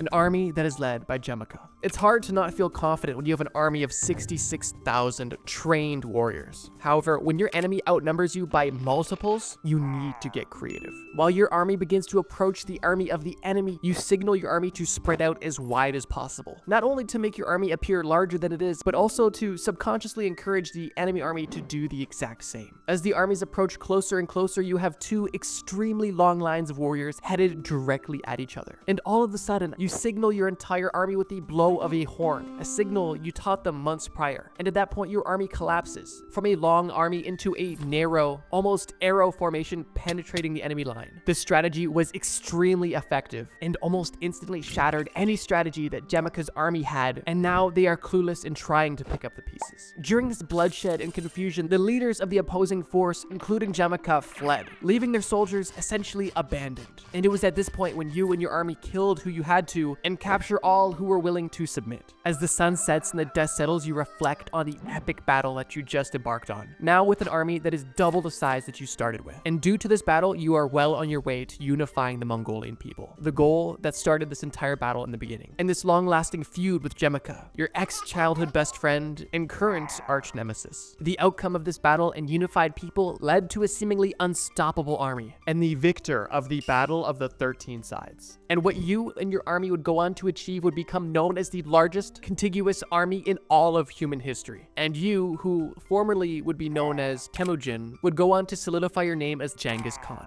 For me, this battle is crazy for a lot of reasons. Not only is it the story of a modest army literally dividing and conquering a much larger army, but it also is essentially the origin story of Genghis Khan, at least as we know him today. Obviously, his younger self, Temujin, has a super interesting and long backstory as well, but that's beyond the scope of this video, specifically about epic battles. And with the birth of Genghis Khan and this new unified Mongolia, we also see the birth of the Mongolian Empire, which, like I mentioned, is the largest contiguous empire in all of history. At its peak, the Mongol Empire ruled over 23.5 million square kilometers of land, or just under 10 million square miles of land, which is insane. Starting with just one man from humble beginnings in the foothills of Mongolia to conquering almost all of Asia and even parts of Europe and the Middle East. For better or for worse, Genghis Khan and the Mongol Empire was a force to be reckoned with. And the Battle of the 13 Sides was definitely a catalyst for everything that the Mongol Empire was able to achieve. Oh, in case you were curious, Jemaka, who was able to flee this battle, was later captured and executed. So yeah, not only did fleeing not save his life, it also very likely lost him the battle. This was a pretty crazy battle with some pretty crazy implications, but we're only just getting started. Let's move over a bit west and go a little bit further back in time to discuss an army that was extremely outnumbered and a battle that was fought by an extremely iconic leader, someone you're definitely gonna recognize. Let's dive right in. The year is 331 BC, and you are standing in Gaugamela, which today is known as Iraq. And you are a great leader from Macedon, an ancient Greek kingdom. And while living over 2,000 years ago, your name still inspires fear to whoever hears it. Your name is Alexander the Great,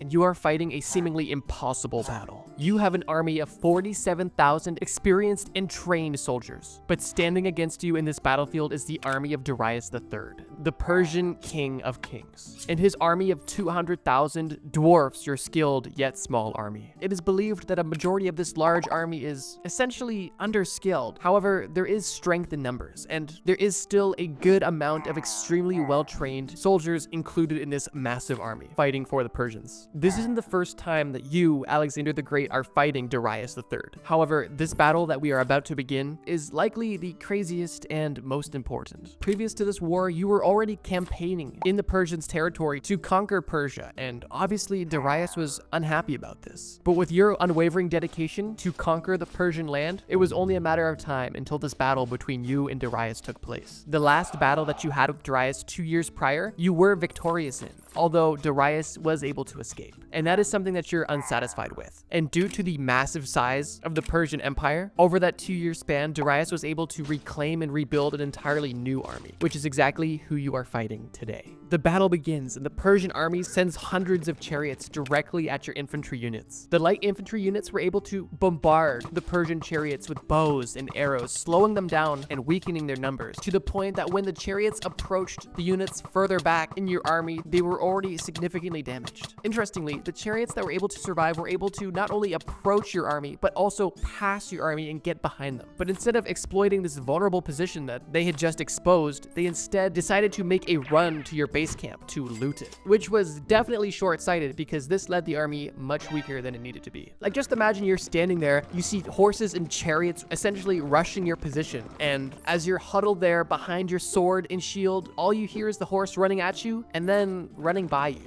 And then you turn around and look and you see that they're still going and still going. Now that the Persians' front line was distracted and essentially gone, their army's lack of experience was exposed, and so was their king. And it was at that point when you and your army go for the kill. You and your top soldiers approach King Darius directly, head on. And as you slaughter his army to get closer and closer to him, you notice that he not only steps back, but begins to retreat. Now, unfortunately, as much as you likely wanted to chase him down and execute him yourself, you simply weren't able to, and it was not strategic. However, the retreat of the Persian king led to a mass retreat of the Persian army, completely eliminating their number advantage. Of course, you still had work to do eliminating the soldiers that were able to get past your defenses initially, but at this point, your victory was already secured. With King Darius III nowhere to be found, and the majority of the army eliminated or also on the run, you now had free reign to achieve your goal of conquering the Persian Empire, after ending up victorious in the Battle of Gaugamela. The one battle that ended the Persian Empire. A battle that undoubtedly had a large impact on human history, as Alexander was able to go on and spread Greek ideals and culture across the, at that point, known world. It just makes you think, what if Alexander the Great had lost that battle? I knew I had to put these two stories next to each other just because of, at least to me, the similarities that they had. First of all, being the underdog story, having a much smaller army but still coming out victorious. Secondly, both of these battles involving iconic historic leaders, for better or for worse. And the fact that both of these battles ended in a significant impact on the course of history. Alexander the Great and King Darius definitely weren't childhood best friends, but during this battle, they were definitely mortal enemies. And if you look into some of the other battles that they had previously, it'd be pretty obvious to know why. A small example would be the previous battle they had before this battle of Gaugamel, known as the Battle of Issus, ended with a loss for King Darius, but also the capture of his wife, his mother, and his 2 daughters, and the control of southern Asia, specifically modern-day Turkey. So yeah, for the Battle of Gaugamel, King Darius was definitely coming back for blood, and I think that's kind of shown by the army of literally over 200,000 soldiers, at least estimated. But yeah, I just find this battle so crazy, and despite being heavily outnumbered, the army of the Macedon emerged victorious due to its obviously superior tactics and pretty clever use of its troops. Whether this was good or bad, I have no input on. I'm referencing these from a historical matter. That being said, let's move on to our next battle. The year is 202 BC. You are currently the most popular living man in Rome. And after campaigning in Spain and coming back to Rome, you, while technically ineligible, become the governor of Sicily, which is a huge deal. And you are at the tail end of the Second Punic War, a war between 2 extremely powerful ancient civilizations, Rome and Carthage. Carthage was a city in North Africa, and they were inspired by Rome and wanted to control trade and land, just like Rome did. The most famous person from Carthage was a man named Hannibal, who led an army of over 40,000 men and literal war elephants from Spain all the way into Italy, going through the Alps, which alone is an insane feat, but that's really only where it begins. After this deadly voyage, they were able to essentially sneak attack the Romans and win some pretty significant battles, like the Battle of Cannae. Hannibal and his army was able to occupy a small part of Italy for almost 16 years, and definitely annoying, but not necessarily damaging Rome itself. So the Romans didn't put their full effort into destroying Hannibal just yet. That's where you come in. Your name is Scipio Africanus. You wanted to put an end to this Hannibal guy once and for all. And while the higher government really wasn't willing to support you in terms of troops, your fame and popularity was able to gather you a large army of volunteers. From these volunteer campaigns, means you were able to gather over 7,000 pretty qualified soldiers, many of which were veterans who fought against Hannibal in the Italian countryside and was also fed up with his shenanigans, to say the least. This is where the battle we are about to discuss begins. A battle known as the Battle of Zama. The battle begins with this modest army invading North Africa, with the intention of drawing Hannibal back out of Rome and into Carthage, which was a success. Once Hannibal had returned, he had put together an army that I could only describe as terrifying. Your plan worked perfectly, and Hannibal returned. Unfortunately, he returned with a vengeance and began to put together an army that you couldn't even begin to imagine. The front line of this army that you're about to engage consisted of war elephants, literally an entire line of war elephants. Behind these roughly 80 war elephants stood roughly 4,000 cavalry and 36,000 infantry units. A massive army, to say the least. However, you didn't come unprepared either. You, once again, had a modest army, at least comparatively, but you weren't completely outnumbered. Your army consisted of around 24,000 infantry units and 6,000 cavalry units. The battle began from the Carthage side, and you notice a group of war elephants running from the front line, and they're not necessarily running directly at you. They're running in your direction, but slowly turning and turning until they actually run back into their own army. And this is the beginning of the end. It begins to cause a massive disruption within the Carthage army. You instantly command part of your army to take advantage of this huge distraction and begin to attack their vulnerable army that is currently being trampled by their own elephants. It was at this point where you see the other elements from the enemy front line begin running at your army, and this is something you had planned for. These elephants approach your army, but don't run directly into your army. They run into the gaps that your army had made for them, where at that point your army was able to attack and neutralize these battle elephants, which were essentially used as early versions of tanks or battering rams at the very least. After this, it was a face-off of the cavalry, and the Carthaginian and the Roman cavalry met in the center of the battlefield and resulted in a retreat of Hannibal's and your cavalry chasing directly behind them, leaving only the infantry units behind. Left on the battlefield is your 23,000 troops versus Hannibal's 36,000, and you're on enemy turf. The infantry battle was intense and resulted in your first line of men essentially holding off the first line of the enemy troops until there was an opening for your men to begin the battle. However, as your first two lines of defense were able to essentially eliminate the first two lines of the Carthaginian defense, you now have one line of men that are injured and tired at best. And Hannibal still has his final line of defense, which was his most experienced, most talented, and completely fresh army, which hadn't even lifted a finger yet in this entire battle. At this point, you begin to get extremely worried and question if it's even possible that you can win this battle. Sure, their first two lines of defense were eliminated, but now you have an extremely tired and injured army, and they have an untouched line of assassins essentially. So at this point, it doesn't matter that now the numbers have essentially been even, because their numbers were stronger than your numbers. It was at this point when you call your men to retreat and you reorganize them. You put all of your men into one line and put your weakest men in the middle and the strongest on the outside. There wasn't much opportunity for any real strategy or clever tricks. It was an all-out bloodbath, and your army fought Hannibal's army face-on, fighting brutally and neither army giving up an inch of space. Their men's obvious experience and lack of wounds was showing, and this battle was not looking good for Rome at all. And you, Scipio, were beginning to assume the worst, when all of a sudden you hear something in the distance that is about to change the course of history. Dashing directly at Hannibal's army from behind was your cavalry units, the same cavalry units that were essentially drawn away by their cavalry units. And they were coming to your rescue, as shortly after chasing their cavalry units, they realized that the point of their cavalry units retreating was to draw them out of the battlefield, to allow their more trained infantry to clean up the Roman army.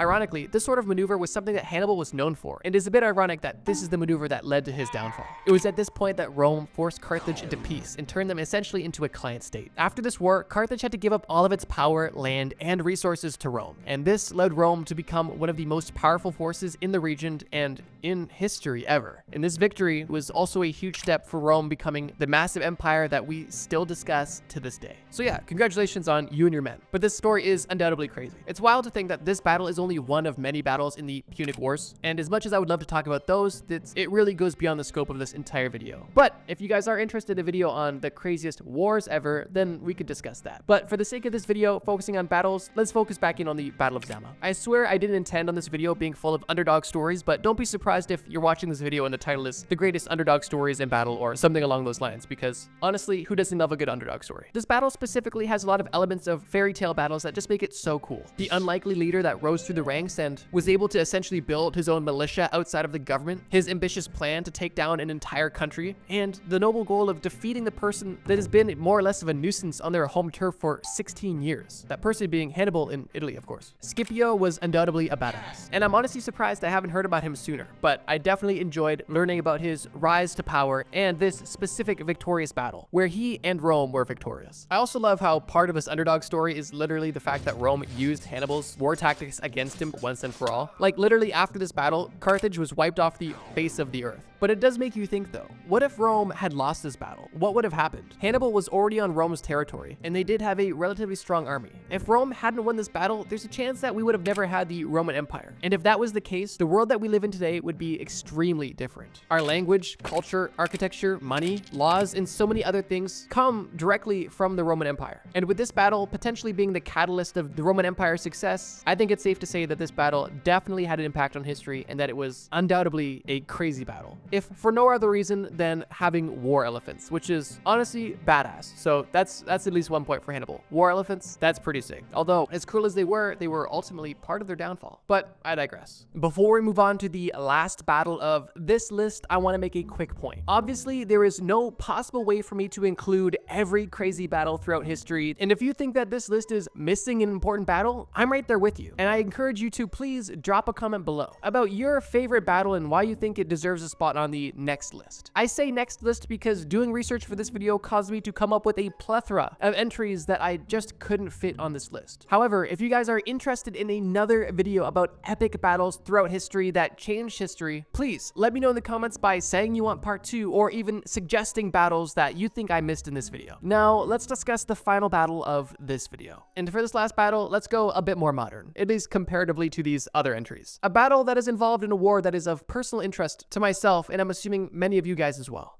The year is 1943, and you are a soldier for the Soviet Union, fighting under a man named Joseph Stalin, a person who is not a good person, but he's a better boss than the enemy you're fighting against. This is the Battle of Stalingrad. As a soldier in Stalingrad, you are informed that Germany is planning not only an attack, but a complete takeover of Stalingrad, and over 200,000 Soviet men were sent to slow Germany's advance. All 200,000 of those men died trying to slow Germany's advance. After hearing reports of those men losing their life and the German advance still heading your way, morale was beginning to slip. And before you could even think about what the next plan would be, you hear something from above. It's a German Luftwaffe, a fire attack dropping bombs all over Stalingrad, making a majority of the city rubble and dust. You and your remaining comrades brace for impact as you know that this is only the beginning of a battle, not the end. And soon, you see a German army advance on your position, a position that is extremely compromised. For months, the Germans essentially flooded the destroyed city to continue the battle, and this pile of rubble essentially went from a town to a meat grinder. With things beginning to look even more bleak, if that was even possible, the Soviets had one more trick up their sleeve, and the timing couldn't have been any better. It was a Soviet winter. It was also at this point when the Soviets had come up with the plan to not face the Germans head on, but to try to surround them, which they were successfully able to do, and you and your comrades were able to not only eliminate German soldiers, but circle them, closing them off from any sort of resupplies, which was extremely deadly, as now the Germans were standing in the rubble that they had created, surrounded by Soviets, with absolutely no way of gaining new supplies, or at this point, even intelligence. And with winter arriving, this German army, which was abandoned by Hitler, was left to essentially wither away. Many of these German soldiers froze to death or simply died due to starvation. After enough time had gone on where you and your troops believed that the Germans had to have been snuffed out, you and a group of comrades go to revisit Stalingrad one last time, preparing for a battle, but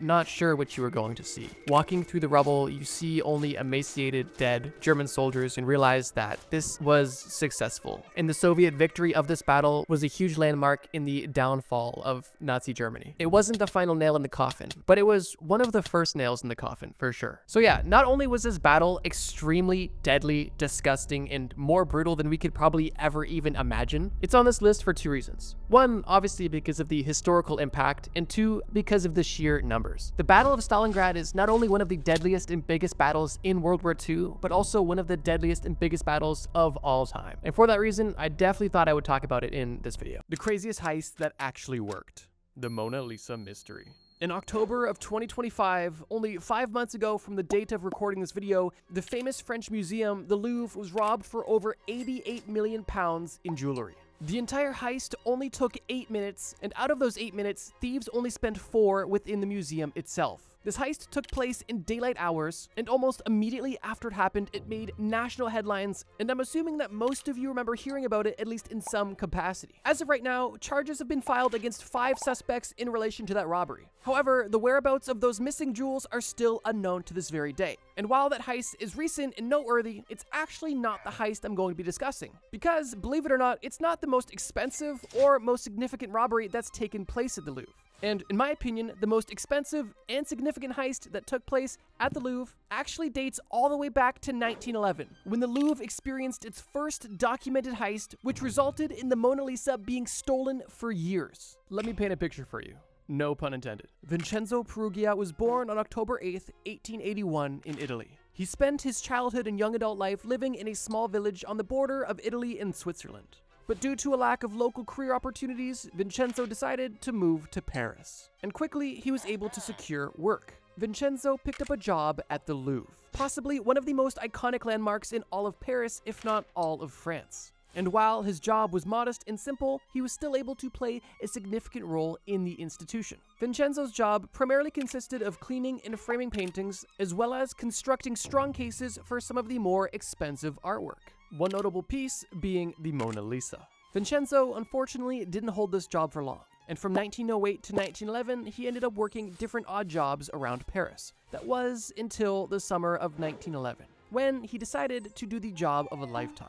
Fed up with doing random construction jobs around Paris, Vincenzo wanted to make a big sum of money. And he also wanted to do something patriotic for his country. And he decided the best way to kill 2 birds with 1 stone was by using his expertise to steal the Mona Lisa and then bring it back to Italy, where he could sell it and return it to its rightful country of origin. But we'll get to that. On August 20th, 1911, Vincenzo entered the Louvre only minutes before it closed. He was dressed in what was known as a traditional smock, and it was essentially a white lab coat that Louvre employees would wear. Vincenzo knew this from working there previously and was able to get almost an exact replica, something that would come in handy later on. Since he entered the Louvre so late, he knew he only had minutes to try to find the perfect hiding spot before he would be asked to leave. And once again, because of his experience working there, he was able to quickly find a closet and set up camp for the night. The following morning at 7 a.m., August the 21st, Vincenzo awoke from his likely uncomfortable storage closet slumber and began to execute on his plan. Immediately after exiting the closet, he was met with nobody. And that's because this Monday, like every Monday during the summer at the time, the Louvre was closed, which meant that security and foot traffic were at an all-time low. By 7:15 a.m., Vincenzo had made his way to the Salon Carré, the room where the Mona Lisa and other notorious paintings were held. That's right, believe it or not, there was a time when the Mona Lisa did not have its own special room. Regardless, due to his experience working with these exact paintings, Vincenzo was able to quickly and expertly remove the Mona Lisa off the wall and bring it to a secluded staircase where he could remove it from its frame, the very frame he was very likely involved in the construction of, explaining why he was able to so quickly and expertly, once again, remove the painting from the frame. So far, every aspect of his plan had gone off without a hitch. He covered the painting with his white smock and tucked them both under his arm, as if it was a free newspaper. And to Vincenzo, this plan almost seemed too easy. That was until he tried to leave the Louvre. As he tried to use the exit in the stairway, he was met with one major problem: a locked door. Vincenzo had no keys to the Louvre, and because he stayed overnight and this was the day the Louvre was closed, there was likely only locked doors surrounding the entire premises, meaning he was potentially locked in there until the following day. However, almost instantly after all hope had seemed lost, Vincenzo was met with his saving grace. A plumber making his way down the staircase just so happened to notice Vincenzo looking perplexed at the locked back door. And this plumber, wanting to be polite and assuming this employee was simply struggling with a door, offered to unlock the door for him and allow him to go about his day, a gesture that Vincenzo accepted gratefully. After being let out of the Louvre with the Mona Lisa hidden under his arm only minutes after emerging from the storage closet, Vincenzo was on his way back to his apartment with one of the most iconic pieces of art ever made. And one of the craziest parts is, no one was the wiser for over 24 hours. And that's because the following day when the Louvre reopened, a photography session was taking place for a majority of the Louvre's art, meaning a lot of art was being taken on and off the wall all day. And for that reason, people simply assumed that the Mona Lisa was being photographed. However, the following day, when the Mona Lisa was the only piece of art to not be returned after being photographed, people started to become concerned. And it quickly became obvious that somebody had stolen the Louvre's girl. Once the museum made the official decision to declare the Mona Lisa stolen, they contacted authorities, and almost instantly detectives were at the scene, and the national border of France started being closely monitored to ensure no trafficking of the painting outside of the country. However, even with that measure being taken, the search for the Mona Lisa quickly became a global pursuit, and the reward for information that would lead to the recovery of the Mona Lisa quickly rose to over $250,000. After the public was informed that the Mona Lisa was stolen and that there was a major cash prize for any information potentially leading to its recovery, the authorities were bombarded with an overwhelming amount of tips, all essentially contradicting each other, leaving almost no recognizable patterns for authorities to work off of. However, that doesn't mean they didn't have any suspects. While the authorities at this point were essentially questioning anybody that had almost any relationship to the Louvre, two notable suspects were Pablo Picasso and Vincenzo himself. Pablo Picasso was a notable suspect simply because he was a known art thief, or at least a purchaser of stolen art. Somebody who had stolen statues from the Louvre in the past admitted that they had stolen statues from the Louvre and sold them to Pablo Picasso. And when authorities investigated these claims, they were able to find that, yes, the same statues that this individual had claimed to stolen and sold were currently in Pablo Picasso's home. And it was for that reason that he was heavily questioned by the police. However, they were not convinced he had any involvement, which led them to question every employee of the Louvre, past and present, which led them to Vincenzo. However, even though he was a suspect, he was not a prime suspect, simply because his employment there was brief and not necessarily high level.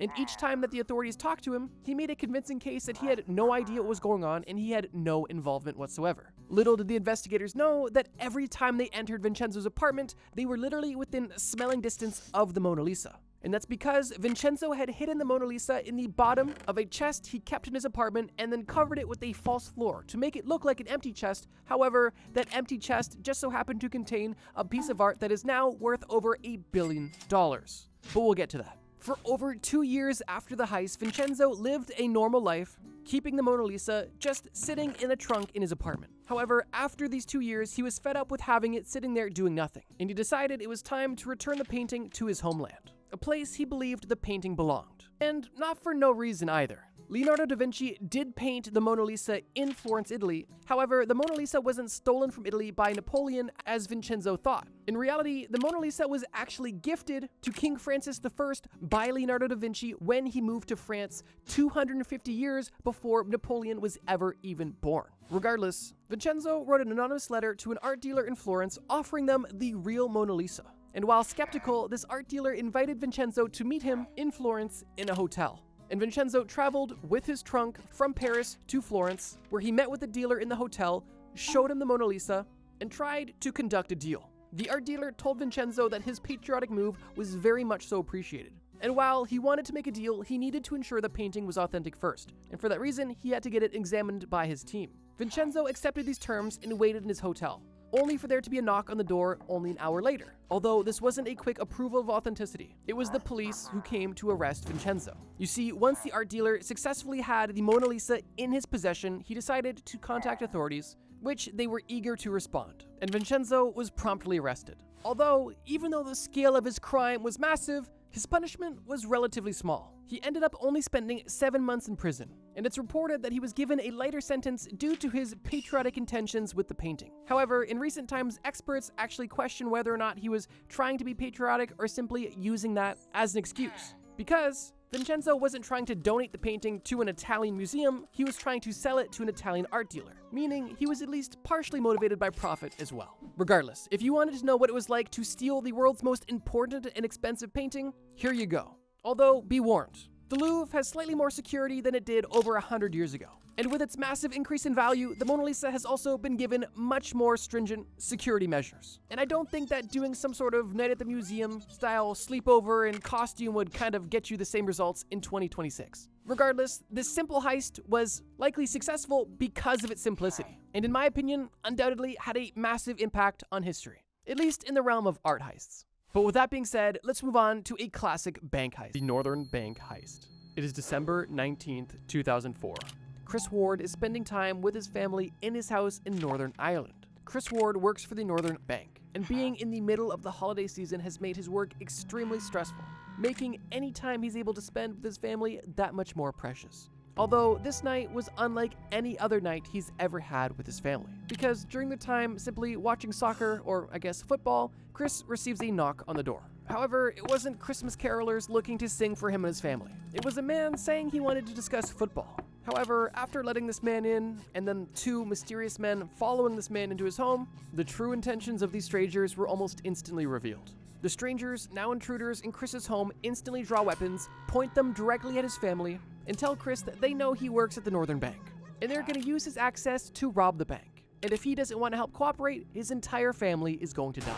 Terrified and not wanting to end the lives of everybody he loves, Chris follows the orders of these men, and they tell him that he needs to collect his work clothes immediately and get into the car waiting outside.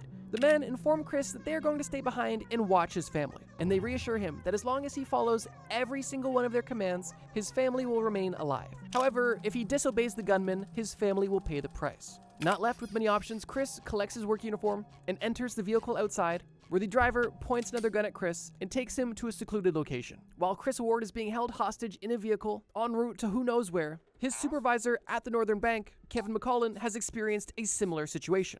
2 men knocked on Kevin's door pretending to be police officers. They ask him to quickly step outside regarding a family situation, and as soon as Kevin steps outside, he is met with a gun in the face, and both him and his wife are quickly apprehended. Kevin's wife is blindfolded and taken away by one of the men, and Kevin is told that she is going to be taken to a safe location, and in 24 hours, if he does everything they say, he will return her to him completely unharmed. At that point, Kevin's wife is taken away, Kevin is restrained in his spare room, and Chris just so happens to arrive at this secluded location, aka Kevin's house, although in a separate room. Eventually, both Kevin and Chris were brought into the living room of Kevin's apartment, and the mastermind behind this plot made his plan very clear. The main captor of Kevin and Chris tells them both that they are going to conduct a robbery of their work, and they are going to do so flawlessly if they want to see their family or loved ones alive. The captor gives the men vague details of how the plan is going to go down, but primarily uses his time to enforce authority and respect, rather than spilling the beans too early. The captor then gives both of these men flip phones that only contain 1 number in the contact book. The contact, of course, being a burner phone owned by the captor. And for the rest of that night, Kevin and Chris sat helplessly in Kevin's apartment, waiting for the following day when they would be forced to not only betray their employer, but to embark on the largest bank heist in UK history. Following a long night of interrogation and intimidation, the sun finally rises, and the 2 men are instructed to get ready for work as normal. And as 11 a.m. rolls around, the 2 men are sent out of the house, being reminded of the stakes and told to act as if nothing was happening. Both Kevin and Chris arrive at work at 11:30 and 12, and as instructed, they go about their day as if nothing was happening. You see, Kevin and Chris weren't targeted randomly. One of the 2 were actually key holders, and they both had direct access to cash, as it directly correlated to their jobs, meaning that they were perfect targets for this heist. From 11 a.m. to 5 p.m., nothing out of the normal happened. Besides the fact that both Kevin and Chris had to use the phones they were provided to call their captors 3 times throughout the day, and to ensure that the captors had an opportunity to once again remind them both of the stakes. At exactly 5 p.m., the time when the bank closes, Kevin and Chris both make up an excuse of why they need to stay after hours. An excuse they come to is that they need to recount the cash as today was so busy and they didn't have the proper time to accurately count everything in the vault. This was a valid excuse that didn't raise any eyebrows. And as every other employee of the bank left, Chris and Kevin were the only 2 people in the bank besides 2 security guards. As instructed, Kevin and Chris both make their way down to the vault and use their credentials to enter it without triggering any alarms. The bank vault in the Northern Bank actually requires 2 separate employees to have access cards to open the vault, and the 2 employees that hold these access cards are swapped weekly, meaning that whoever put this heist together knew exactly who to target at the exact right time. But we'll discuss that more later. As the 2 men entered the vault, they began the next phase of the operation. They began to fill a duffel bag full of big bills, 50 and 100-pound sterling notes, and in a roughly 15-minute time period, they were able to put over £1 million into one duffel bag. As instructed, once the money is in the bag, Chris calls the captors once again to be informed on where he needs to go, and the captor tells him that he needs to take this duffel bag to a bus stop directly outside of the bank. Chris follows those instructions, and as he arrives at the meetup location, a car arrives, takes the duffel bag, and to Chris and Kevin, their nightmare is finally over. The job is done, they gave them what they wanted, and nobody knows. That was until Chris started walking back towards the bank and received another phone call. Obviously, it was the captors, and they told him that the mission wasn't quite done yet. The first million they got out of the bank was the first of many, and was more of a loyalty test than a heist. And now the true mission begins. Chris was informed that him and Kevin had to go back into the vault and basically fill every metal box they could find with cash and bring those metal boxes to the back door where delivery trucks will arrive and take them away. Now, obviously, this is much easier said than done, and the way that they're able to do this successfully is quite unique. After Kevin and Chris arrive back into the vault, they fill as many metal boxes as they can with cash. These metal boxes individually can fit anywhere from £500,000 to £1 million, and they get to work filling 12 different metal boxes on 2 separate carts. But the work isn't done yet, because now they need to take these 2 carts to the loading bay, which is the only place that cash can go in and out of the bank in bulk, which requires passing security guards and also going to a road that is only accessible to licensed vehicles. How Chris and Kevin end up doing this successfully is they put the money in boxes that are usually intended for waste paper, not actual cash. And Kevin and Chris are both able to use their seniority at the bank in relationship with the security guards to convince them to allow an unauthorized vehicle for a delivery, claiming there was too much waste paper due to the holiday and they needed a third-party service to take the waste paper away, and that it was okay. And while the security guards agreed to allow an unauthorized vehicle into the loading bay, they insisted they stand watch just in case. And just like that, Chris, Kevin, and a security guard stand at the loading bay, and a random unmarked truck arrives. 2 men step out of the truck, and all 5 of them load all of the waste paper into this van. And while at this point it would seem like, of course, the nightmare is now finally over, it wasn't quite yet. Because one of the men driving this truck handed Kevin a roll of garbage bags, and then left in the truck. Kevin and Chris knew what these garbage bags were meant for, and they quickly returned back to the vault and put all of the money that was left over that wasn't in the initial duffel bag or in the metal tins into these garbage bags. And surprisingly, Kevin and Chris were able to fit over £5 million into garbage bags. However, the hard part was moving these garbage bags past security. They already got rid of the waste paper, so what could this possibly be? And while the mission seemed impossible, Kevin and Chris had no other option. As the 2 men walked past the security guard wheeling multiple carts full of overfilled garbage bags, shockingly, the security guards did not bat an eye. Likely because it was assumed these men were doing simple cleanup after hours. And it does make sense considering these men had allegedly just gotten rid of a ton of waste paper, so potentially there was other waste paper or waste products that needed to be taken care of. Kevin and Chris once again make it to the loading bay, and they're once again accompanied by a security guard. And they all waited together for 45 minutes for the van to come back and pick up all of the garbage bags. During those 45 minutes, if the security guard even questioned what was in the bags at any point, the entire operation could have been blown up. However, that simply never happened. And after these garbage bags were loaded into the truck, the unassuming-looking robbers informed Kevin and Chris that their job was finally done, and that they could finally go home. However, at this point, even though the heist was complete, the hell for these men was not. After safely making his way home, Kevin Mullen immediately called authorities and reported that he was used in a crime to rob over £30 million from the bank that he worked at, and almost instantly an investigation was underway. However, he would likely come to regret this call, as during the investigation of the biggest heist in UK history, police actually ended up putting Kevin in jail for over a year while he awaited trial because they assumed he had to be involved because of how perfect this heist was. However, after that year investigation, they had to admit that they had nothing, and Kevin was set free, after now becoming a hostage of both criminals and the law. Following them letting Kevin go, they quickly turned their sights to Chris. Although, after a multi-year investigation into Chris, they also found that he was too innocent and not an insider. And while this entire situation took place over 22 years ago now in 2004, as of today, nobody has been arrested for the actual heist or robbery of the Northern Bank. And the roughly £30 million that was stolen was never recovered. Now, in the year following the robbery, there was 22 investigations that took place and 13 arrests. However, every single one of these arrests that took place only resulted in money laundering charges at best, and there was never a connection made to the people who actually perpetrated the heist itself. Only accessories, if you will. Possibly making the Northern Bank heist one of the, if not the biggest successful independent bank heist in human history. But we're still not done. Really quickly, I just wanted to say, believe it or not, this is the first video I've ever made about heists, and there is so many to talk about. If you guys want it, there is a heist-based video I want to make that revolves around weird heists. Like, for example, there's somebody who stole an entire transport truck full of Nutella, and that was never found. But I didn't know if that's too weird if you guys would want to see it. But regardless, if you guys want more heist videos, leave a like or leave a comment below. Oh, and by the way, according to YouTube, only roughly 30% of you guys watching this video right now are actually subscribed. So if you like my videos and want to see a brand new one every single Friday, hit that subscribe button and become a bro today. Now, with all of the shameless self-promo out of the way, let's get to the next and final heist on this list. The Kim Kardashian heist. It was Paris Fashion Week in 2016, and everybody who was anybody was in Paris. Kim Kardashian had just touched down, and she was making her way to her hotel. Where she was staying was known as one of the, if not the most luxurious hotels in all of France. It was known as the Hotel des Portelles, and the room that Kim had booked cost over $16,000 per night. Though not for no reason. Not only was this hotel luxurious, but it was known for its security and anonymity for celebrities. Access to this building was hidden behind gates, it had no marked address, and there was no formal lobby, only a simple courtyard with a concierge. At face value, this seems like one of the best places to be. However, for Kim Kardashian, this hotel ended up being the place she would have one of the most terrifying experiences of her entire life.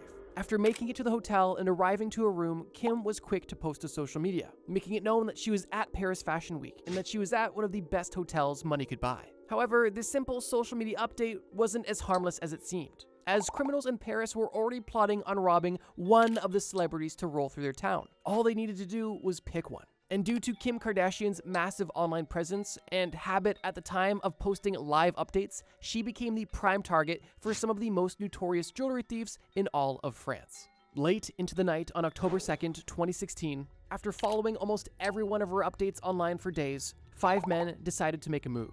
After gathering supplies and strategically planning, they disguised themselves as police officers and made their way to the exclusive hotel. Not only were these men disguised, but they were also armed. And using these disguises and weapons, they were able to quickly not only make their way into the courtyard, but into the hotel, threatening staff members at gunpoints and forcing them to lead them directly to Kim Kardashian's room. At this point, the men began to split up. One of the robbers stood on the street entrance of the hotel to ensure that nobody was entering. Following that, 2 of the men stayed in the courtyard to ensure that nobody from inside the hotel was trying to leave. And then the last 2 men took the concierge at gunpoint directly to Kim Kardashian's room. After the concierge brought the 2 men to Kim Kardashian's room, they forced the concierge to open the door, and both men entered the room, weapons drawn, pointing directly at Kim Kardashian. They yelled at her in French, told her to get onto the floor, and they bound her hands with zip ties, taped her feet together and taped her mouth closed, and then also bound the concierge and hid them both in a bathroom. One of the robbers stood in the bathroom, keeping them both at gunpoint, while the other man quickly dug through all of Kim's luggage and began collecting her jewelry.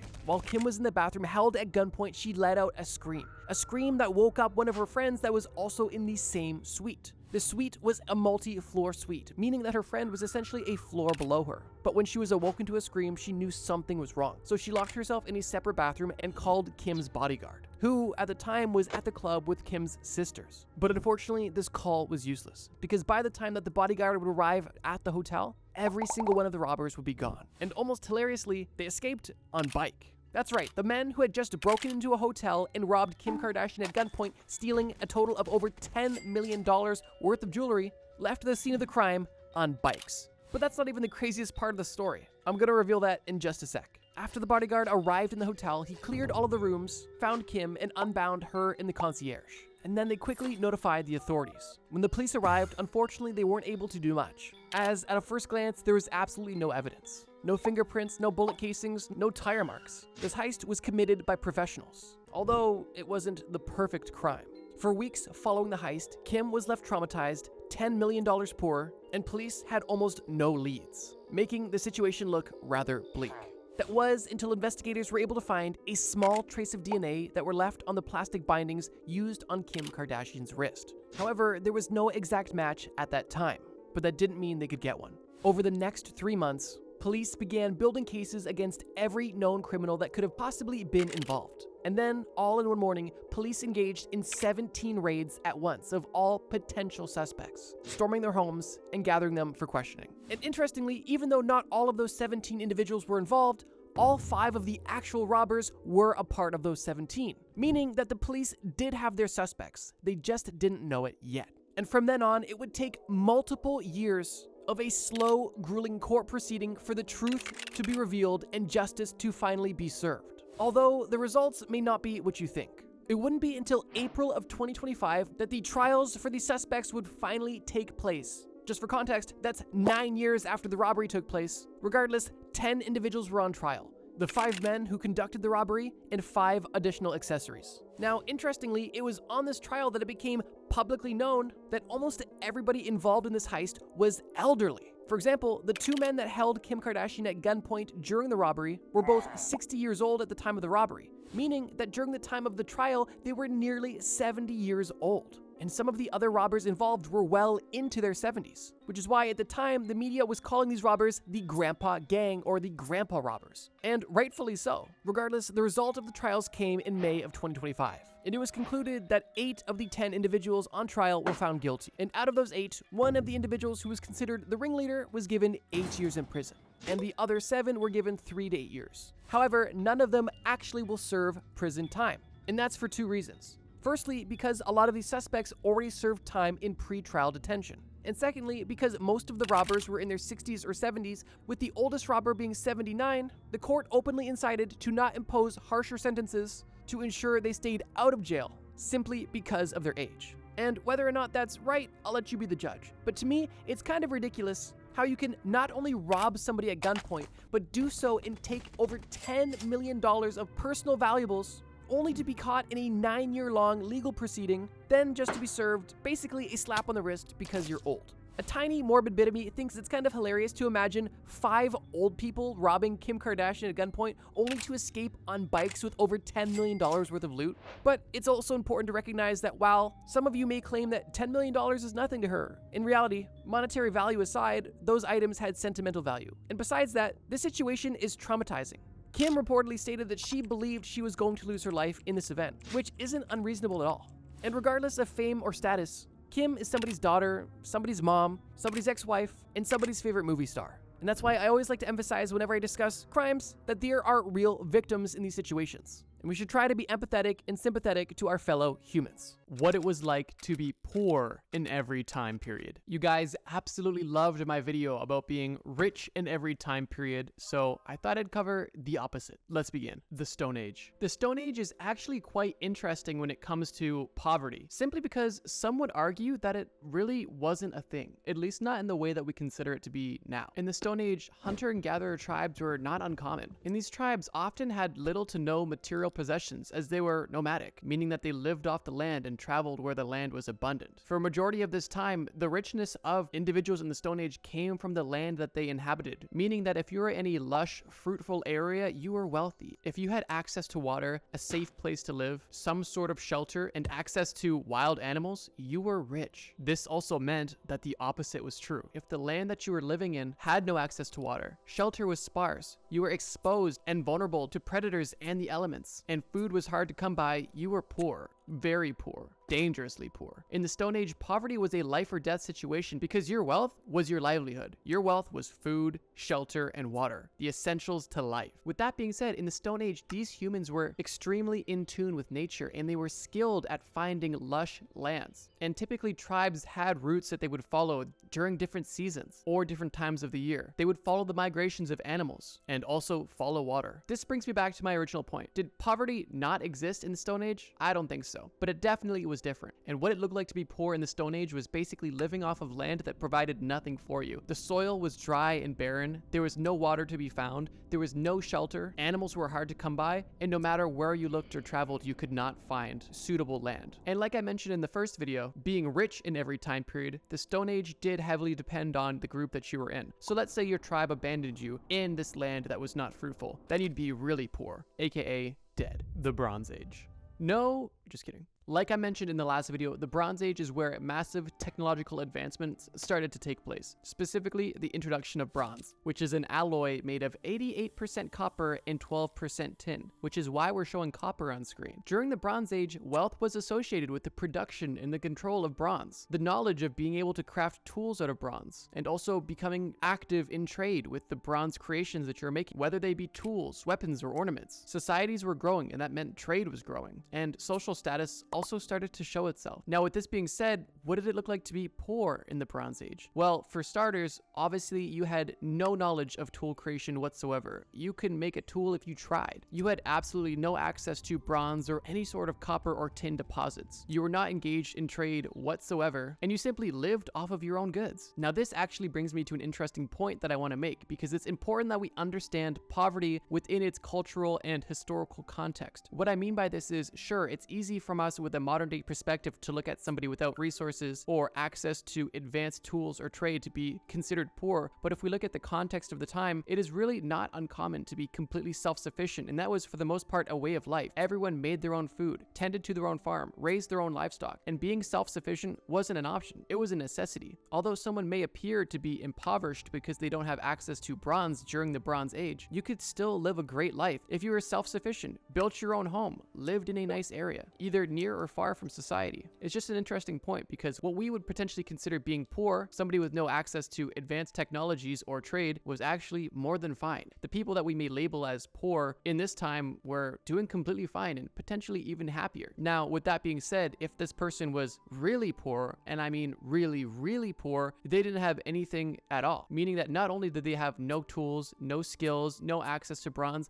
they also didn't have any skills to make their own home. They didn't have a shelter to call their own. They couldn't live off of the land for whatever reason. And these people likely lived off of others and likely didn't live long either. At this point in time, being self-sufficient was very much a way of life. And if you couldn't take care of yourself, you weren't living long. The Iron Age. The Iron Age picks up where the Bronze Age left off, but with a new metal, iron. Iron was more readily available and also easier to forge and work with. Iron tools, weapons, and armor became the norm. And like the Bronze Age, association with the production, mining, and forging of this metal caused significant wealth, especially when paired with trade. Oh yeah, and in the Iron Age, trade, civilization, social class, and other factors all began to scale as well. Civilization was really starting to hit a stride here. And with this continued growth and scale of society, we saw the beginning of economics, employment, and a bit of what we would consider to be modern poverty. Being poor in the Iron Age typically meant you worked hard labor. You had basic living conditions and struggled to survive. Poor people in the Iron Age typically lived in simple, cramped huts made from wood, thatch, and mud, and their diet was relatively basic, consisting primarily of grains and vegetables, with meat being more or less of a luxury. Agriculture was still huge, but at this point, with employment now becoming the norm, these people were not working on their own farms, they worked on others' farms for a low wage. These impoverished people had long, demanding hours and wore clothes that were rudimentary and coarse. And like I mentioned, with the growth of society came more social status, and unfortunately, the poor got the short end of the stick there. The poor had low social status, limited rights, and were often heavily taxed by their local rulers. Now, despite all of the negatives in the life of the poor during the Iron Age, there was still a silver lining. Larger communities meant stronger community ties. There was more tradition that was being shared around, and religious practices also provided hope and support to those who lived these hard lives. You'll notice a trend of the more we see society evolve, we'll also see poverty become more common because people are typically taken out of the self-sustaining lifestyle and put into a lifestyle where their livelihood is based off of working for others. This really makes you think, but I'll share my general consensus at the end of the video. The Middle Ages, or the medieval era. By this point, I think it's important we make another note. By modern standards, even the wealthiest of wealthy during the Middle Ages were not living amazing lives. The wealthy did, of course, enjoy better clothing, better housing, more food compared to the poor, but they had nowhere near the modern luxuries that a modern-day homeless person has access to. It's important to note that the Middle Ages was triggered by the fall of Rome, leaving a massive power vacuum and a huge opportunity for new management across all of Europe. And within that, two powers arose: the church and the royal families. I mention this because at the time, the centralization of power was very tight-knit, meaning that if you were not associated with the royal family or the church, your access to wealth was minimal, and almost everybody at this time was poor, or in context of the Middle Ages, a serf. And no, not internet surfing or the cool water surfing. No, we're talking about hard manual labor poverty surfing. Not fun. So to answer the question, what was it like to be poor in the Middle Ages? Well, kind of similar to before. You had limited legal rights, limited access to knowledge, limited freedom, limited resources. Your housing was small and pitiful. Your meals were barely sufficient. Your days consisted of hard manual labor, typically under the threat of violence if performance is subpar. And overall, it wasn't a great time. But like every part of history, if you have good friends, it can make a hard time an okay time. And just maybe, even a good time. Yeah, friendship is magic. Woo. Yeah, no, I don't know. It would suck to be poor then, for sure.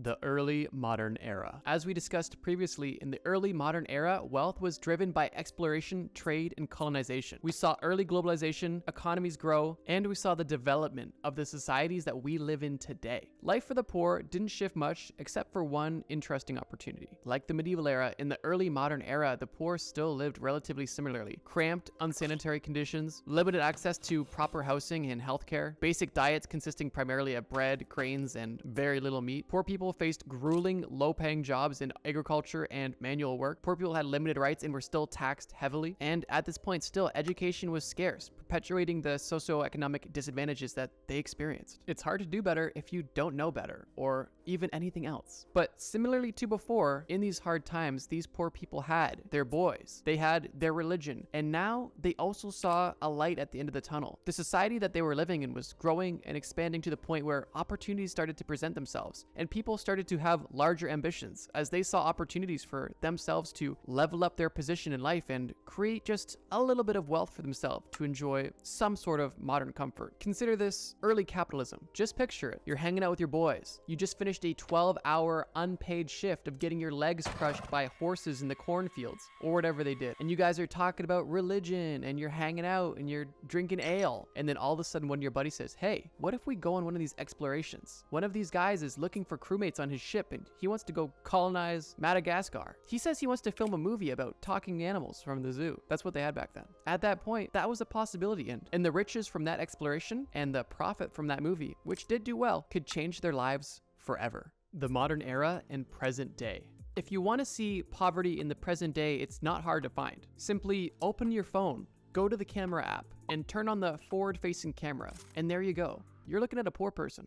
Jokes aside, I would be lying if I said that the poverty experienced in the modern era is really much different than any other era. Now, of course, throughout history, access to information, medical care, housing, knowledge, and so many more factors have improved exponentially in the background, and this improvement has affected everybody positively. You know, a rising tide lifts all boats. But the experience that the poor people have always been similar. Limited rights, limited knowledge, limited opportunities, low wages, and a subpar experience, to say the least. One thing that I want to bring up that I kind of mentioned in the Stone Age is that in the modern day, poverty is really only associated with net worth and money that you have. But if you lived completely off grid, had everything you needed, and were self-sustaining, if you could support yourself, eat, live, do what you wanted to do on your own time, in your own land, and had $0 in the bank, would it matter? Would you need that money? Would that monetary wealth mean anything to you? If you think about it, the monetary wealth that we have today only is used as a tool to provide us with the luxuries we need to live. We pay for shelter, we pay for food, we pay for water, we pay for protection, we pay for infrastructure in the form of taxes. Wealth has always been about survival, and the only difference is how survival looks with the development of society. I find it interesting that the introduction of poverty really only came around when we started to stray away from self-sufficiency and living off of the land and being independent as people. Now, I could be missing a ton of context, and this isn't necessarily a fact. This is just a theory I've come to as I've been making this video, but I really do find the concept fascinating that if you just live off the land self-sustaining, poverty really doesn't exist because you are forced to live. That is your biological makeup. Think about the animal kingdom. There is no such thing as a poor animal. There's no measure of that. There's only an alive or a dead animal. It's interesting. Might be more of a shower or stoner thought, but I think it's kind of interesting to think about.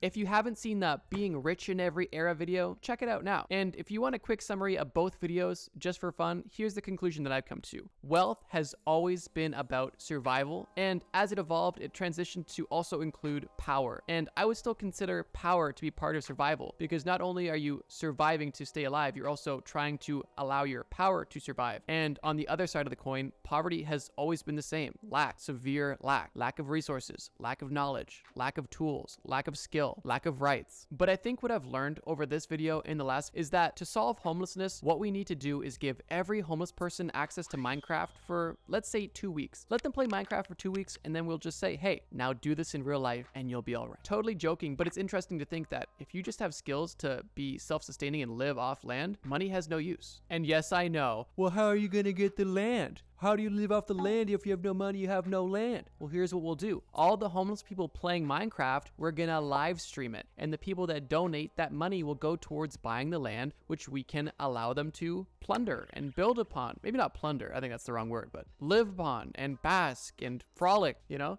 Why not? I'm obviously being extremely satirical, and homelessness is a very complex issue that deals a lot with drug abuse and mental health, among other factors. But it's just a funny thought. Editor's note, but I read the comments. There's just so many timelines going on at once. I made this video as extremely general as possible. This is a Trust Me Bro video, not a documentary. You know what you're watching. Just enjoy and kind of take out what you can. Thank you guys so much for watching this video, and like always, trust me, bro.